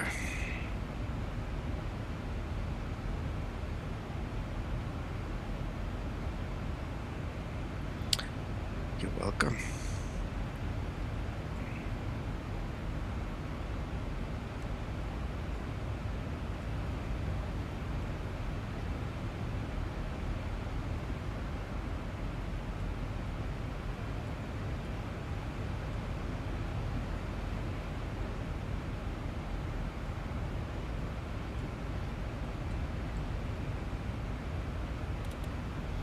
You know what? I'm gonna set up the approach so long because if Sasso comes back and he starts giving me orders and things, then there's not gonna be time. I'm just thinking out loud. Maybe this is a better plan. Let's get going. Let's do that.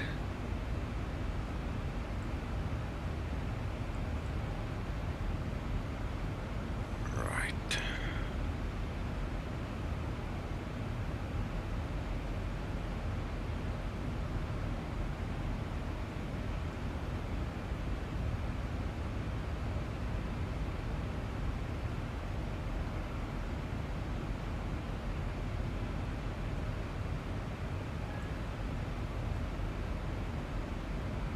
Right, that's an MDA, so we're just going to add a little extra there. Let's take it. Oops. Not that much. Make it 70.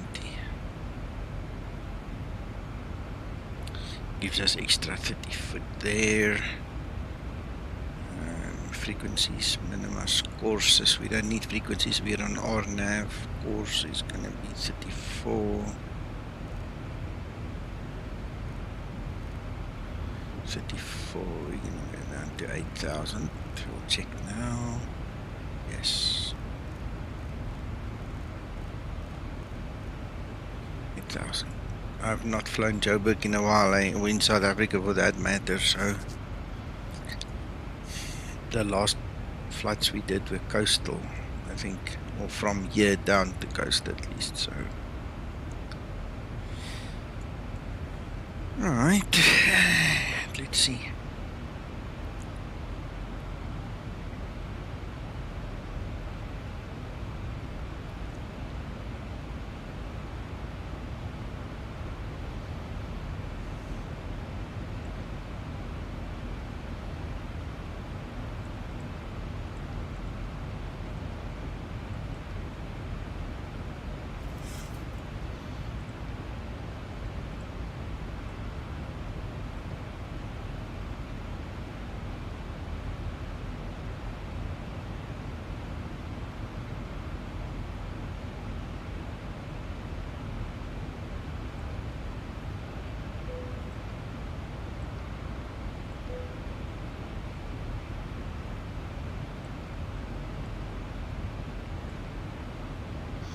Almost jumped the gun there.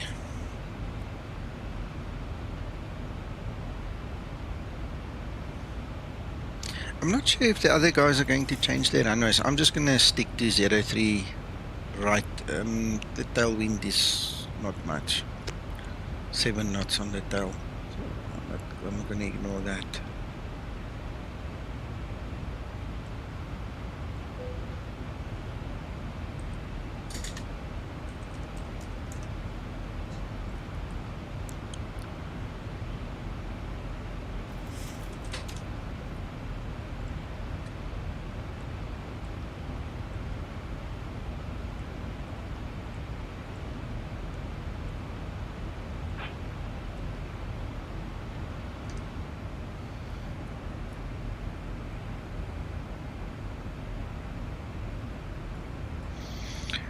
Right, that's done.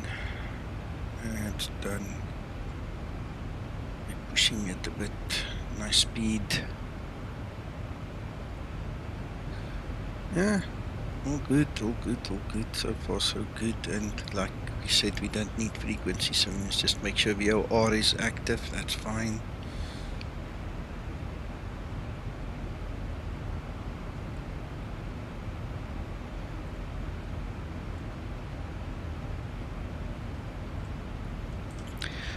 We'll just put the VOR frequency in as an aid. 1152.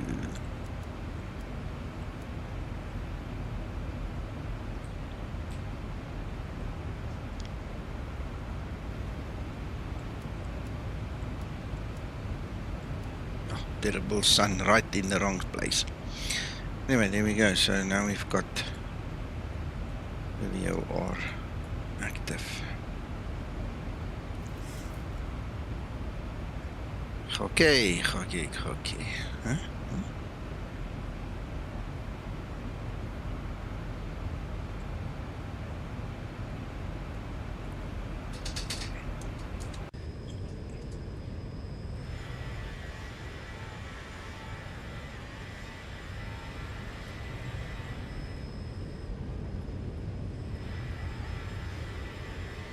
according to the TCAS, Jean-Pierre is closer to me than he should be, but I don't see him.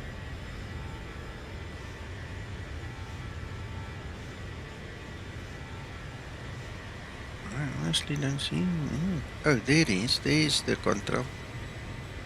So the TCAS is putting him in the wrong place. There he is. Steins, look. On TCAS, there he is. Right there. On top of me. Oh, you know what? It could be the scale. Yeah, it's the scale. Oops, sorry. That's why.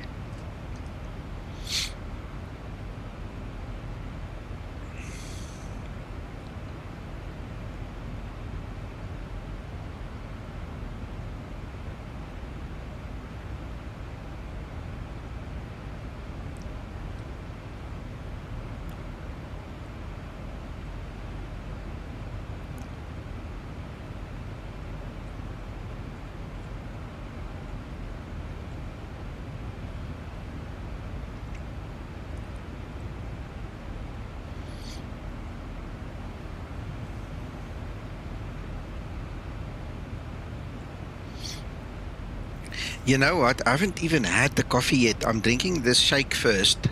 Then I'll go to the coffee.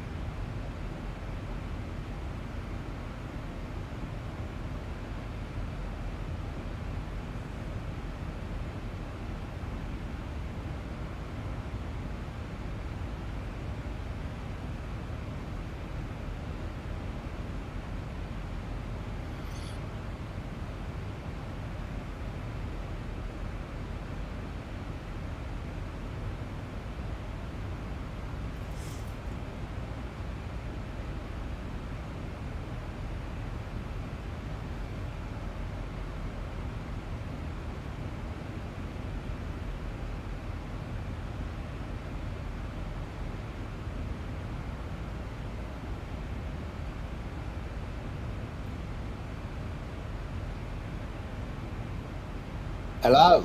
Hello. Hello. Hello. So, what do you want to do?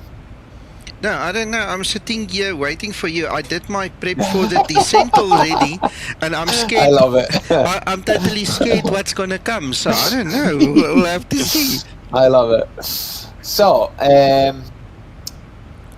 So, runway 03. How about if we take runway 03 left? Okay. Or any particular reason to take 03 right?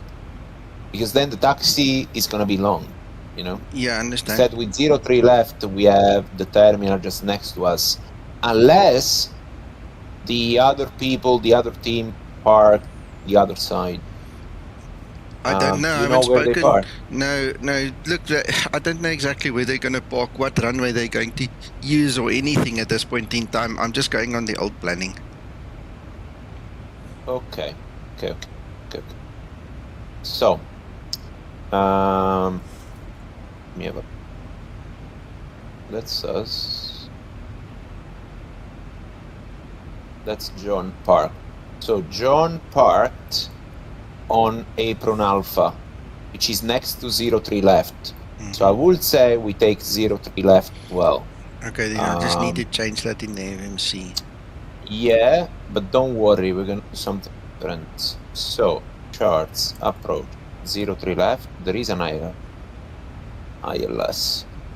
So what we can do, we can plan for a fantastic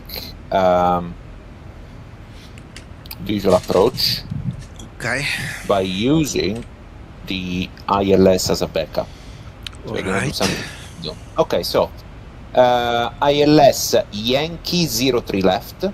ILS Yankee, hold on. At least Yankee 03 left. Yeah. There you go. Yeah. Now execute. Now go into the next page.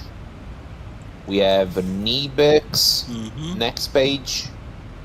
We have VACOP, and then we have nothing. It's fantastic. Now, I need the plan mode on the navigation display, please. Yeah, that's fantastic. Can reduce the rain. So, from VACOP, I wanna go Fox 03 left. Next page. Hold on.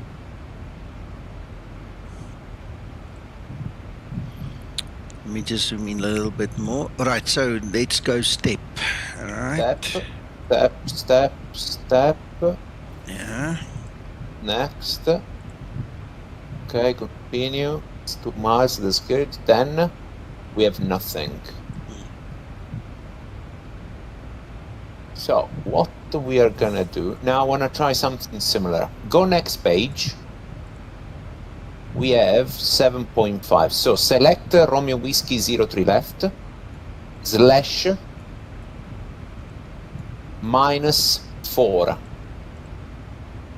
Over runway 03 left.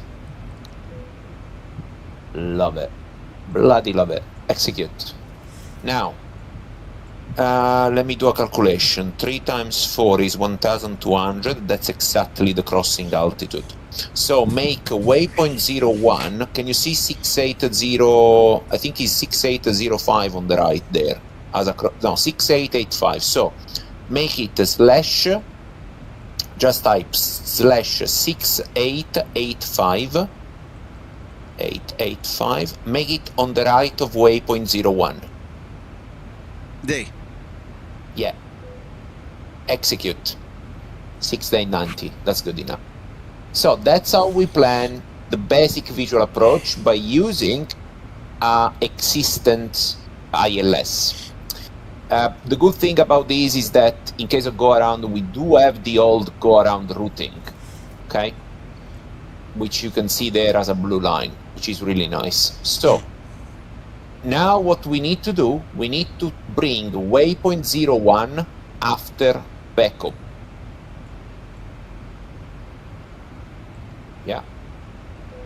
Yeah, execute. Spot on. And I would say that stupid turn, NIBEX, Oscar Romeo, then VACOP is, well. So I will connect NIBEX with the VACOP, to be completely honest. That's possibly when they have lots of traffic coming in. No, next page. There. Good. This should be much better. There you go. That's much better.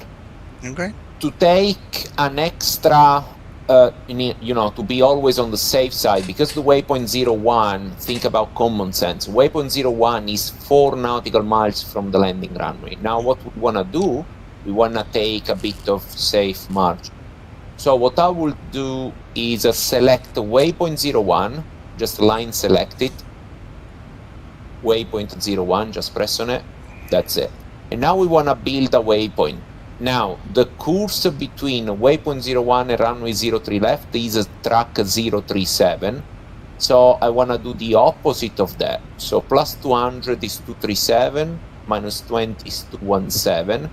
So 217, let's make it 240/4 and press over the waypoint, over waypoint 01. It might not work. It worked. Have a look on the run. That's perfect. Execute. And then connect to waypoint 01. Good. Execute.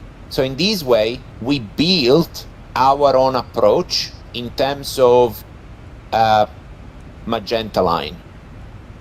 You can see there.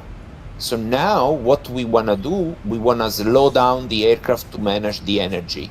So if you take runway 03 left and enter it in the fix page.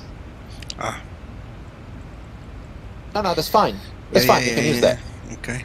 Perfect. Fix page. And now put /10 and then another slash at 4 nautical miles. In this way, you can have situational awareness tool when you're planning a visual approach. You see, so the waypoint 01 is exactly at 4 miles. Waypoint 02 is between 10 and 4, I would say 8 nautical miles. So now we go into the legs page and we want to manage the energy of the aircraft. So scroll to waypoint 02. What do we want to do at waypoint 02? 240 for sure is not a good speed. So we want to force there 180 or below as a speed. Flash, boom. Perfect. Execute. In this way, waypoint 01, because it's at 4 nautical miles, make it 165 or below. Fantastic. This is what you need to do to plan a good approach. Otherwise, VNAV is gonna go out of the window. Okay? So now our approach is planned. Now we need the frequency, which you can use the ILS as a backup. So you can have the ILS for the 03 left is 110.3.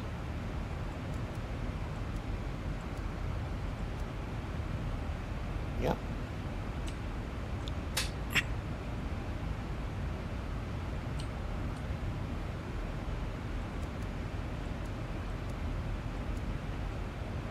There you Good. go. Then you can have the minima. Now, when it comes to the minima, you have two options. You can set the minima for the ILS, because we use the ILS as a backup source. So at some point you can even press the approach button. Or you can set a pure minima for a visual approach, which is 500 plus aerodrome elevation. So if we count the airport elevation, runway elevation 5558, we can take it at 6058, technically. My suggestion is, in this case, because we're doing a kind of hybrid, Nico, is set the cut 1 minima, 5758. And that would do the trick. So basically, we are gonna fly an ILS approach, but we're gonna capture the ILS at 4 nautical miles, because before that, we use it a visual approach to self-positioning ourselves into the final. Make sense what we're doing? Perfect. So frequency set, minima set, courses 034,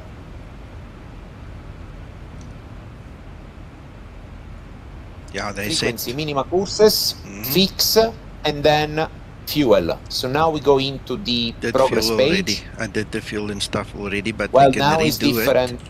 Okay. Yeah, because we changed the track miles. Now it's 600 to burn. 400. 600, yes, you're right. 600? Yes. 63.6. It's not gonna change much. There you go. 146.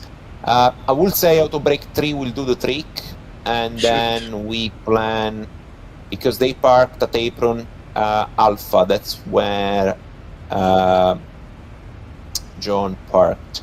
So if I look at the big screen here, apron Alpha, if we land on 03 left, we plan to come out at hotel if we can.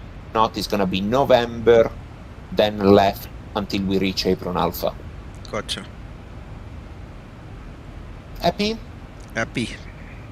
Now, where is our top of the sand? Ah, he's still ahead of us. That's good. Yeah. Happy days. Good. So that's how we do plan for a visual approach. Thank you, Sasso. No enough, just set the waypoint as you want, but it's important as well to have the speed considered, otherwise it's just work.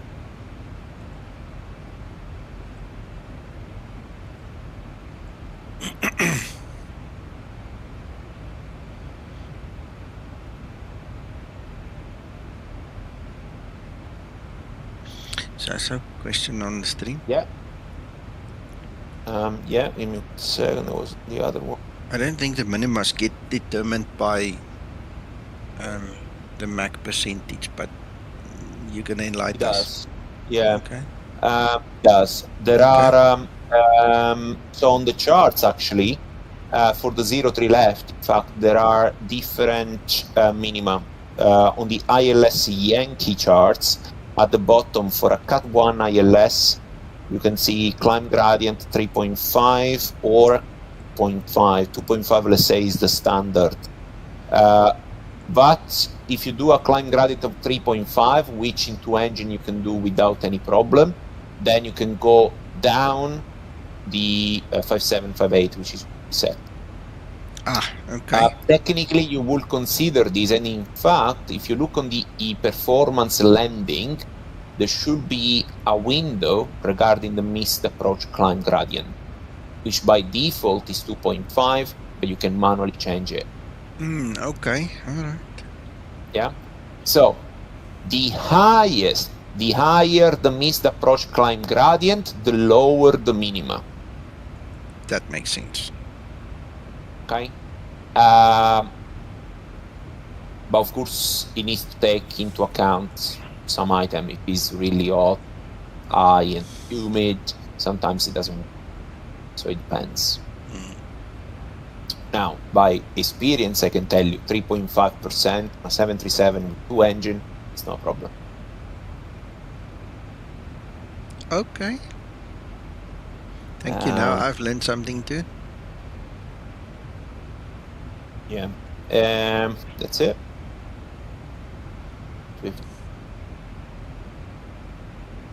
Thank you, Amar, for asking.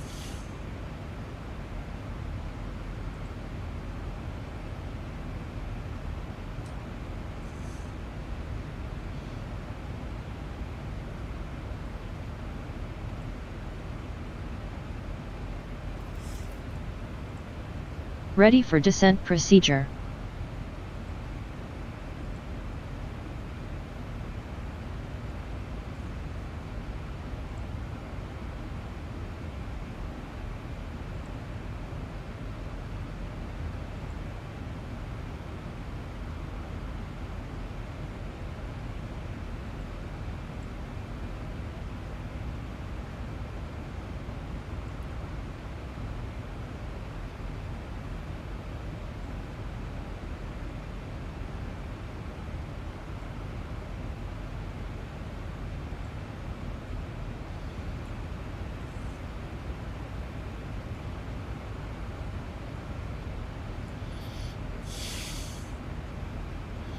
So? Yeah. Dave wants to know, in what circumstances would you do this approach and not use the ILS? When you feel a pilot. No, I'm joking. So, you know, it depends on the traffic. If it's a fantastic day, if it's not a lot of traffic, if ATC allow you to do so, then you can talk to them and say, look, we have terrain inside, we have terrain contact, we have the airport inside, can we self-positioning to 8 nautical miles, to 4 nautical miles, and so on? If they say yes, then you can do it. But to do it, you need to be on path for it. So don't leave it for the last minute. But if you want to keep this window of possibility open, you need to plan for it in advance. So now, with this top of the sand, we know it is a conservative top of the sand, because this is based on a self-maneuvering to the 4 nautical miles. So we actually cut track mile compared with the standard approach.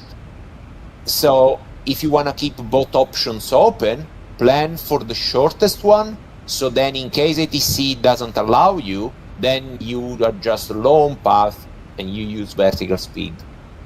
On the other end, if then ATC allow you to do that and you are high and fast, that's not gonna work. So in that case, you cannot do that. So first thing, plan with your colleague, look at the weather, plan for it on the FMC, so you manage the energy of the aircraft, speak to ATC, and see if ATC allow you. That's the sequence, I would say.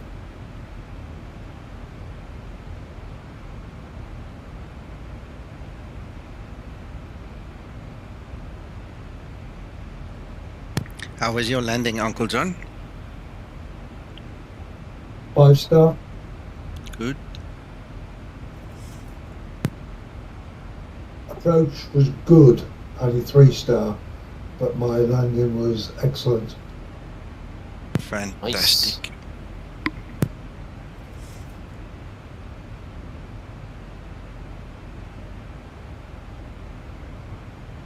I did email that ATC Echo and thanked him anyway for this morning. Good, good. Yeah, I also thanked him. Shame he came back like twice to just apologize. I said, listen, don't worry. If things happen, it happens. You know.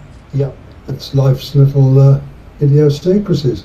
What I said is next time we fly in South Africa, I will let him know.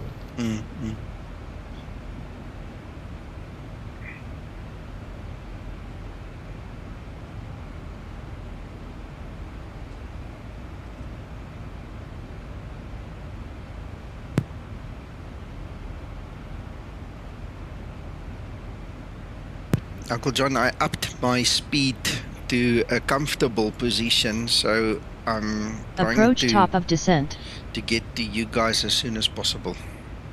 Okay, thank you. Are we the first one in? Yeah, it's a 001. And then behind us there is a 049. Yeah, but all the rest of the guys have landed already. I think Jean-Pierre must have had a crash or something, Uncle John, because he reloaded in the middle of the air. So it's like he refreshed, you know, loaded the saved flight. Okay. So by landing with this, we should be able, Nico, to vacate at November. Then we take November Alpha, Echo, and stand whatever, Apron Alpha, because they are all there. No problem.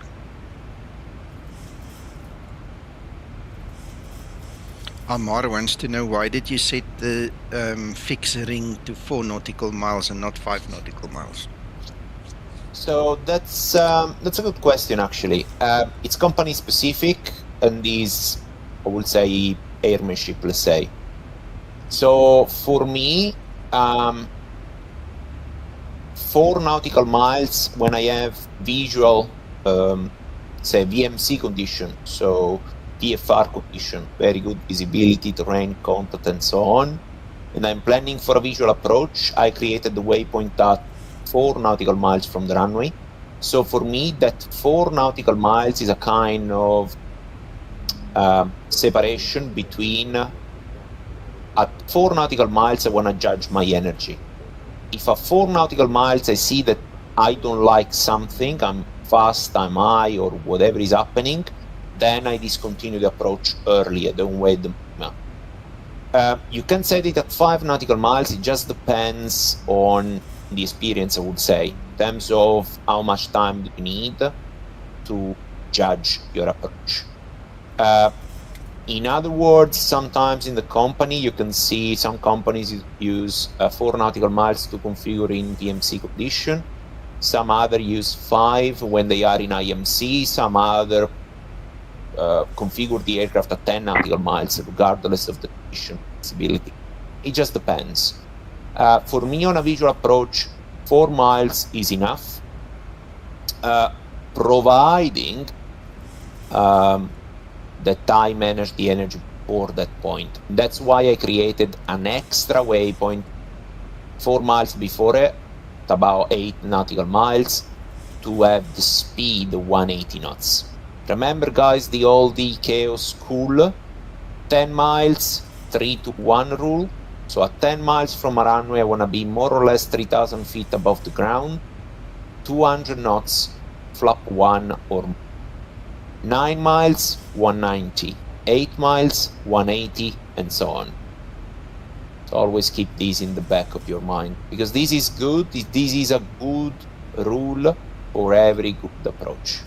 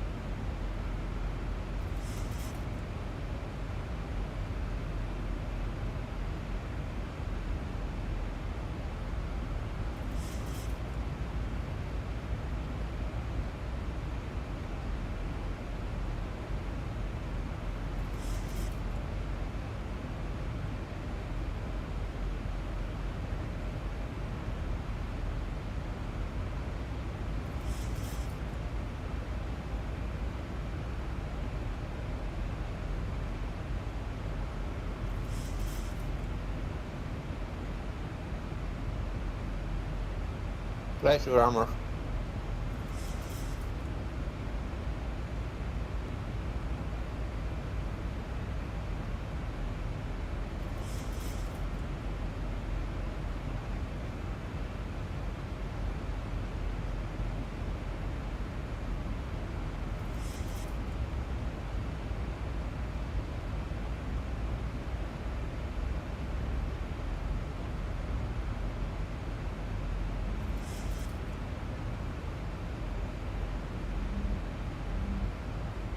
Nico.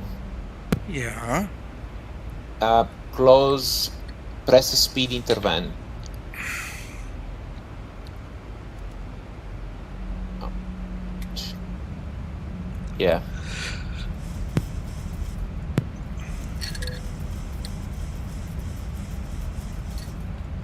I was looking at it, and then as I was taking my sip of coffee, you came up.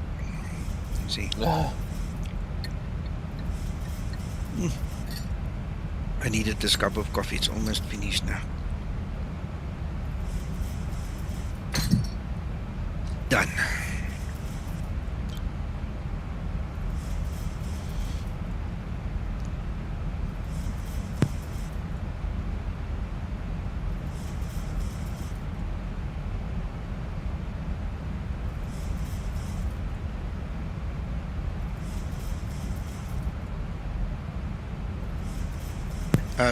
You know that incident that I messaged you about, that sticker?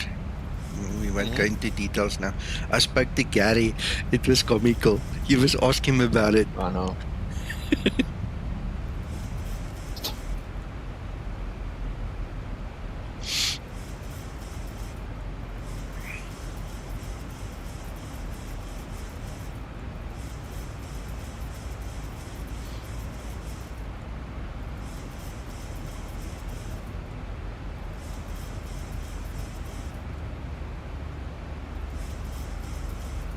Nico. Yo. Were we not going to ask Sasso about flaps 1? I can't remember, Uncle John. Ask him. Do you remember we were setting up the for the takeoff? Yes, yeah. On the OPT.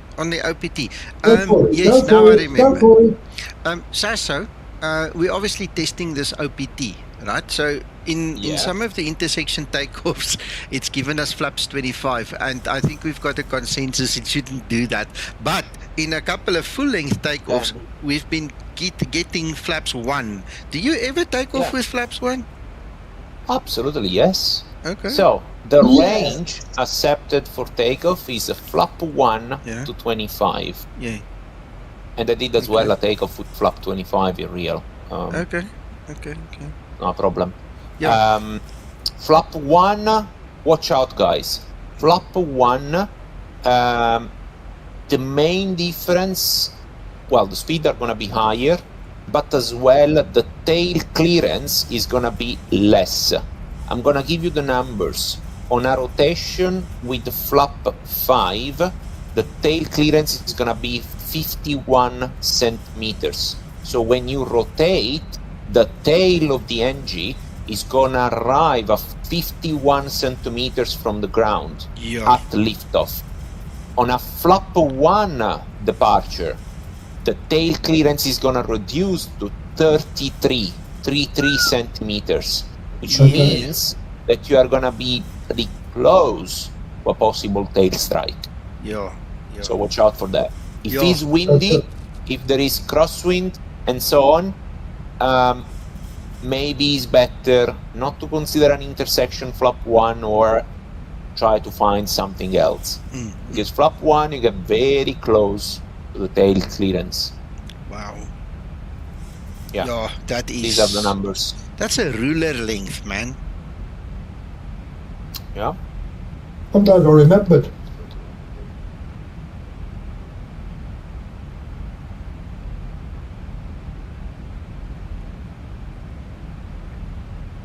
Thank you for that, Sasso. Pleasure.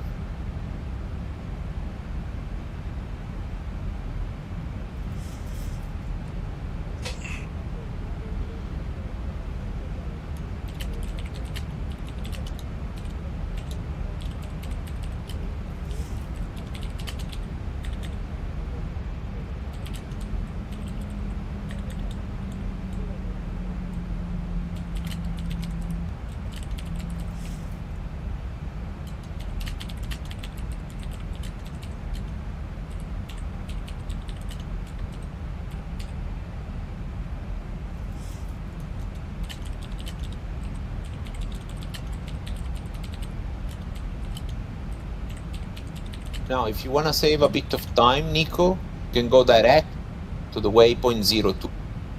Right, give me 1 second. Let me just finish what I'm typing here.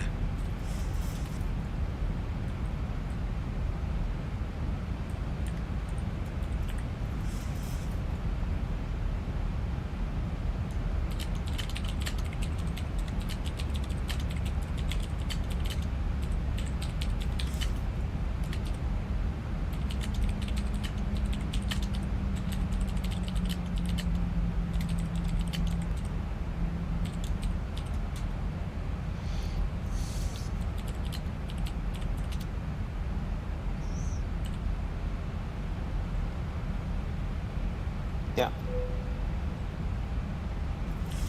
Good. You won't believe what I'm busy with. I'm going to tell you guys, there's 24 guys on stream. There is somebody that's busy making an installer for add-ons for X-Plane that I'm busy talking with in the background. And we're busy looking at incorporating the Zibo as one of the products. It won't be just Zibo. It's going to do a lot of add-ons. Okay, and we're trying to figure out what the best way of delivering the product through his software would be, and that's what I was talking about in typing with in the background just now. So on this visual approach, the platform for us is the altitude At 4 miles. It's going to at be 4 the miles, altitude yes. at the 4 miles. There you go. Yes, So whatever we set at the 4 miles, but let's make it, yeah, so 6890, so 6,900 I would say. So we can set 6,900 now and go on the QNH because that's an altitude. Correct. Good. Perfect. So in this way we cover ourselves. Then you can see the dot, the circle dot, and then you have the deceleration point. That's the deceleration to start reducing the speed to 180. That's why I said it's important to manage the speed on the legs page, because in this way VNAV is making sense. He knows what to do. Otherwise it's just 100% really out of the window. Pie in the sky.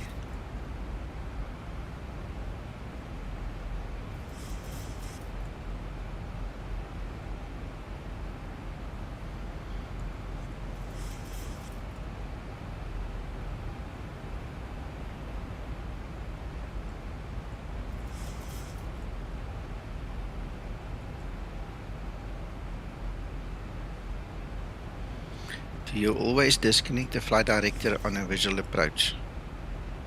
It depends. If you are creating yourself, if you are creating a visual approach yourself, when you create the RX waypoint and the visual approach from non-existing approach, you're gonna have the runway waypoint.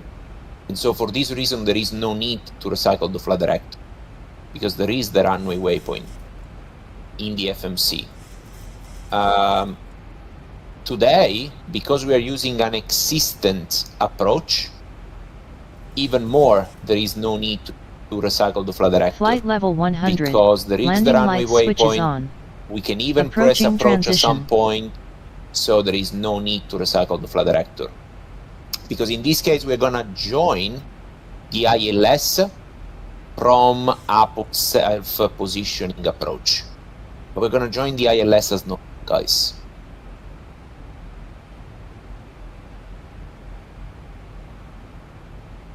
So now if you have the descent page open on the FMC, we can show the guys that as we touch the deceleration point, where you read at the moment speed restriction 40, flight level 100, that is gonna change Transition level. to flap. Ready for approach checklist. The flap up speed, basically. Because the deceleration point for him means start reducing the speed to 180, but he's gonna say to you, I can go as far as the up speed. Then I need your help as pilot, decelerate even more flaps. There you go, 209 flaps. Believe or not, 209 is the flap up speed. So now the aircraft is pitching up, is reducing the rate of descent, the speed is reducing. And as soon as we reach the up speed, Nico, you can go with the flap 1. So we keep the speed under control. And as you can see, guys, we are approaching the 10 nautical miles from the runway. Remember, we said 10 miles, 3,000 feet or less above the ground, flap 1 or more, speed 200 or less. Good. Now it's just a matter of monitoring the system and making sure that the energy is controlled as well. The only variant that we cannot control on plan for it before is possible stronger tailwind. So I always keep an eye on that arrow top left, the navigation display, because that one is gonna tell you what your ground speed is gonna be. Okay, you can reduce the range a bit more on the navigation display. We want to be ahead of the aircraft, so you can start setting runway heading at 034 on the heading. Keep us ahead of the game.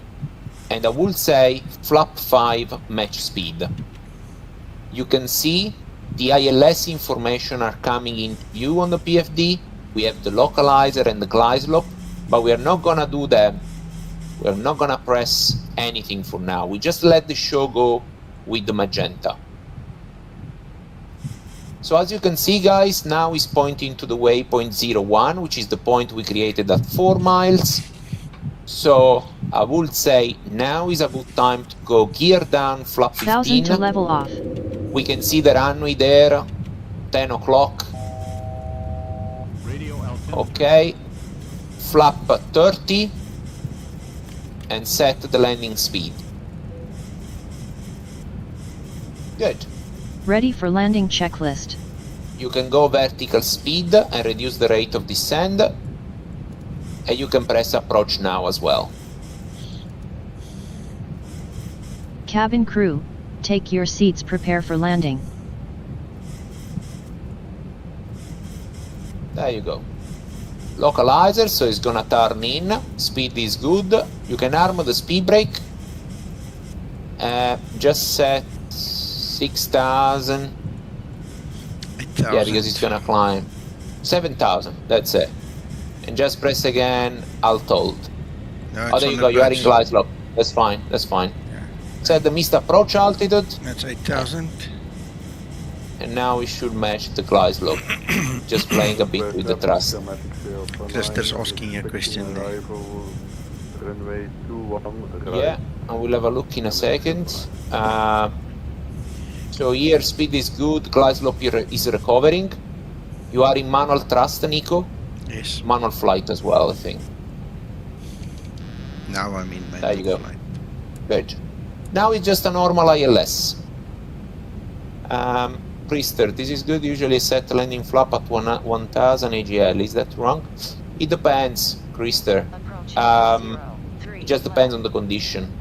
If you are on a visual approach, you can even set them later than 1000, like in 1500. Just depends, it's company specific. 500, cleared to land runway 03 left. 400. 300. Approaching decision height. Minimum. Minimums. 100. 50, 40, 30, 20, 10. Speed brake up. Reverse unlocked. Good. Yeah, it makes sense, Krister.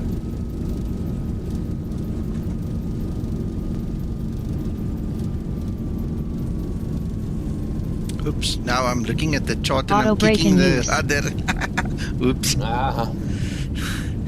Don't go where I'm looking. Should have a rapid exit to the left. Yeah, it's coming up You can now. take the next one on the left. Come. 60 knots.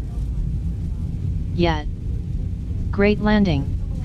You are professional.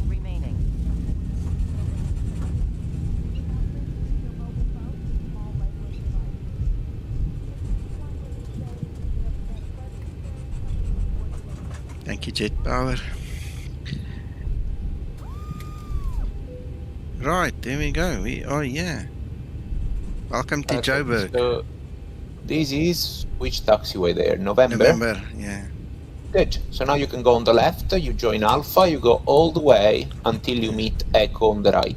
That's it. Tapiwa, thank you.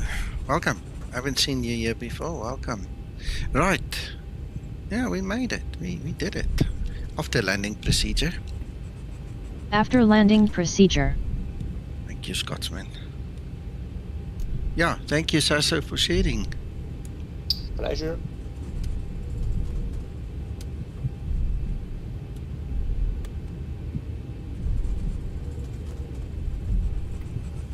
After landing procedure complete.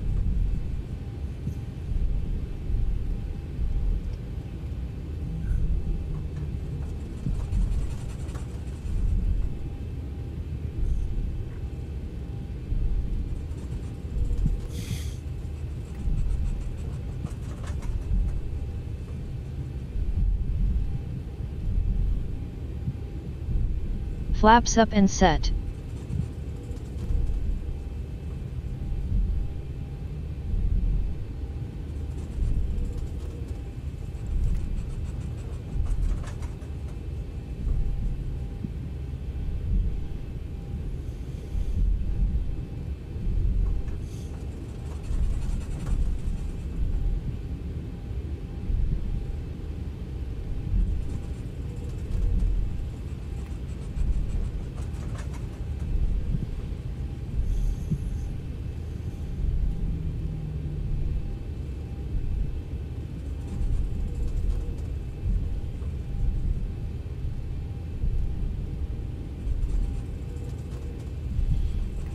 Parked on all the big aircraft parking spots. Yay! We're gonna join them.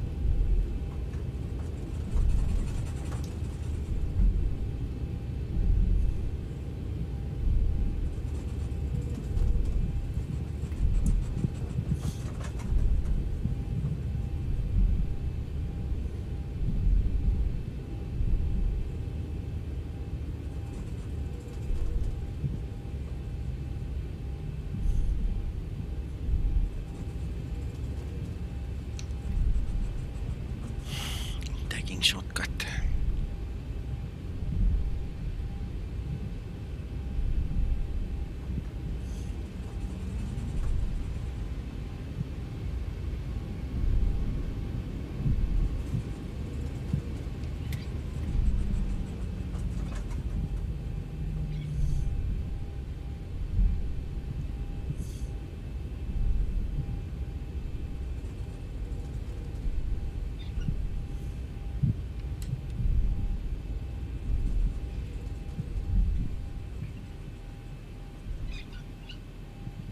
Here we go, brake set.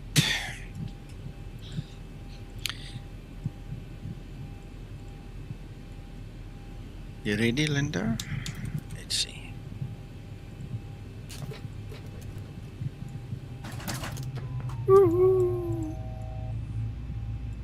Oops. Oh, the APU wasn't on. There's ground power. No. What?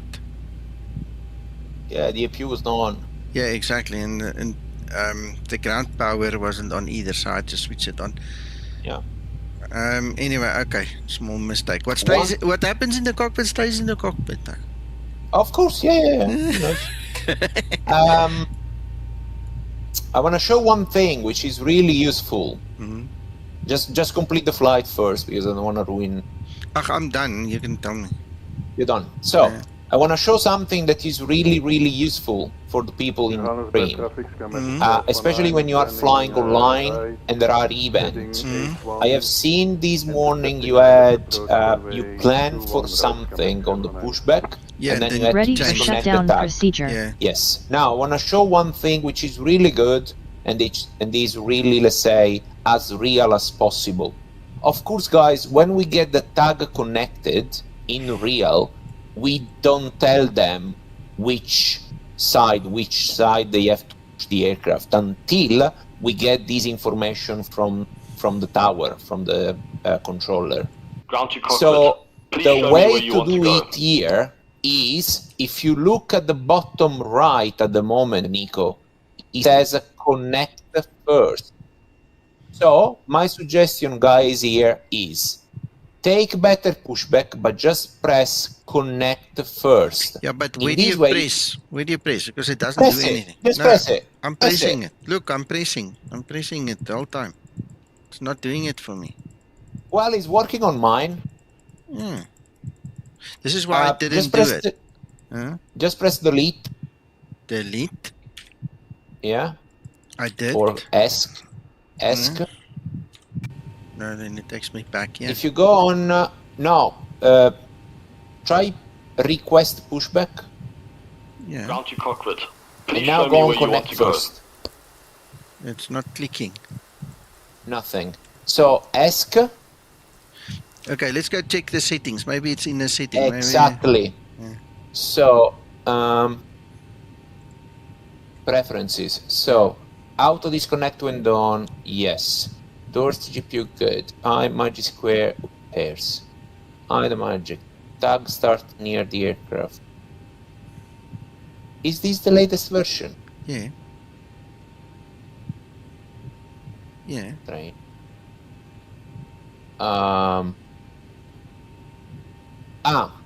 Always connect the tag first. Select it into miscellaneous. There you go. Save preferences. Save preferences. Now try it. Pre-plan. Cockpit. Toes driving up. All right. Well. As well. Yeah. Now there you go. It's nothing coming happens. now. Yes. So in the reality, guys, you first get the tag connected. Then you do your stuff. Then you contact ATC. You say to them you're ready for push and start. Then Once they say push and start phasing whatever, then you go into plan and just give them the tail. And that's how we do in reality. That's how it makes sense to be done when you're flying online, because it's as real as possible. 100%, so make sure that box is flagged. Always connect tag first. Do you shut down the right engine when pulling in the gate area? Affirm, providing the gross weight is not above 60 tons and providing there is no upslope. Otherwise, it's going to be a problem. It's going to be a problem. Yes. Okay, no, that's fine. That's fine. All right. Okay. Well, thank you, Sasso. Now that setting is done for me too. Okay. Yeah. Okay, guys, I'm going to run. You have fun then. Thank you, Sasso, again. Thank you, everybody, for watching. And we'll chat with you guys whenever again. Bye-bye. Bye.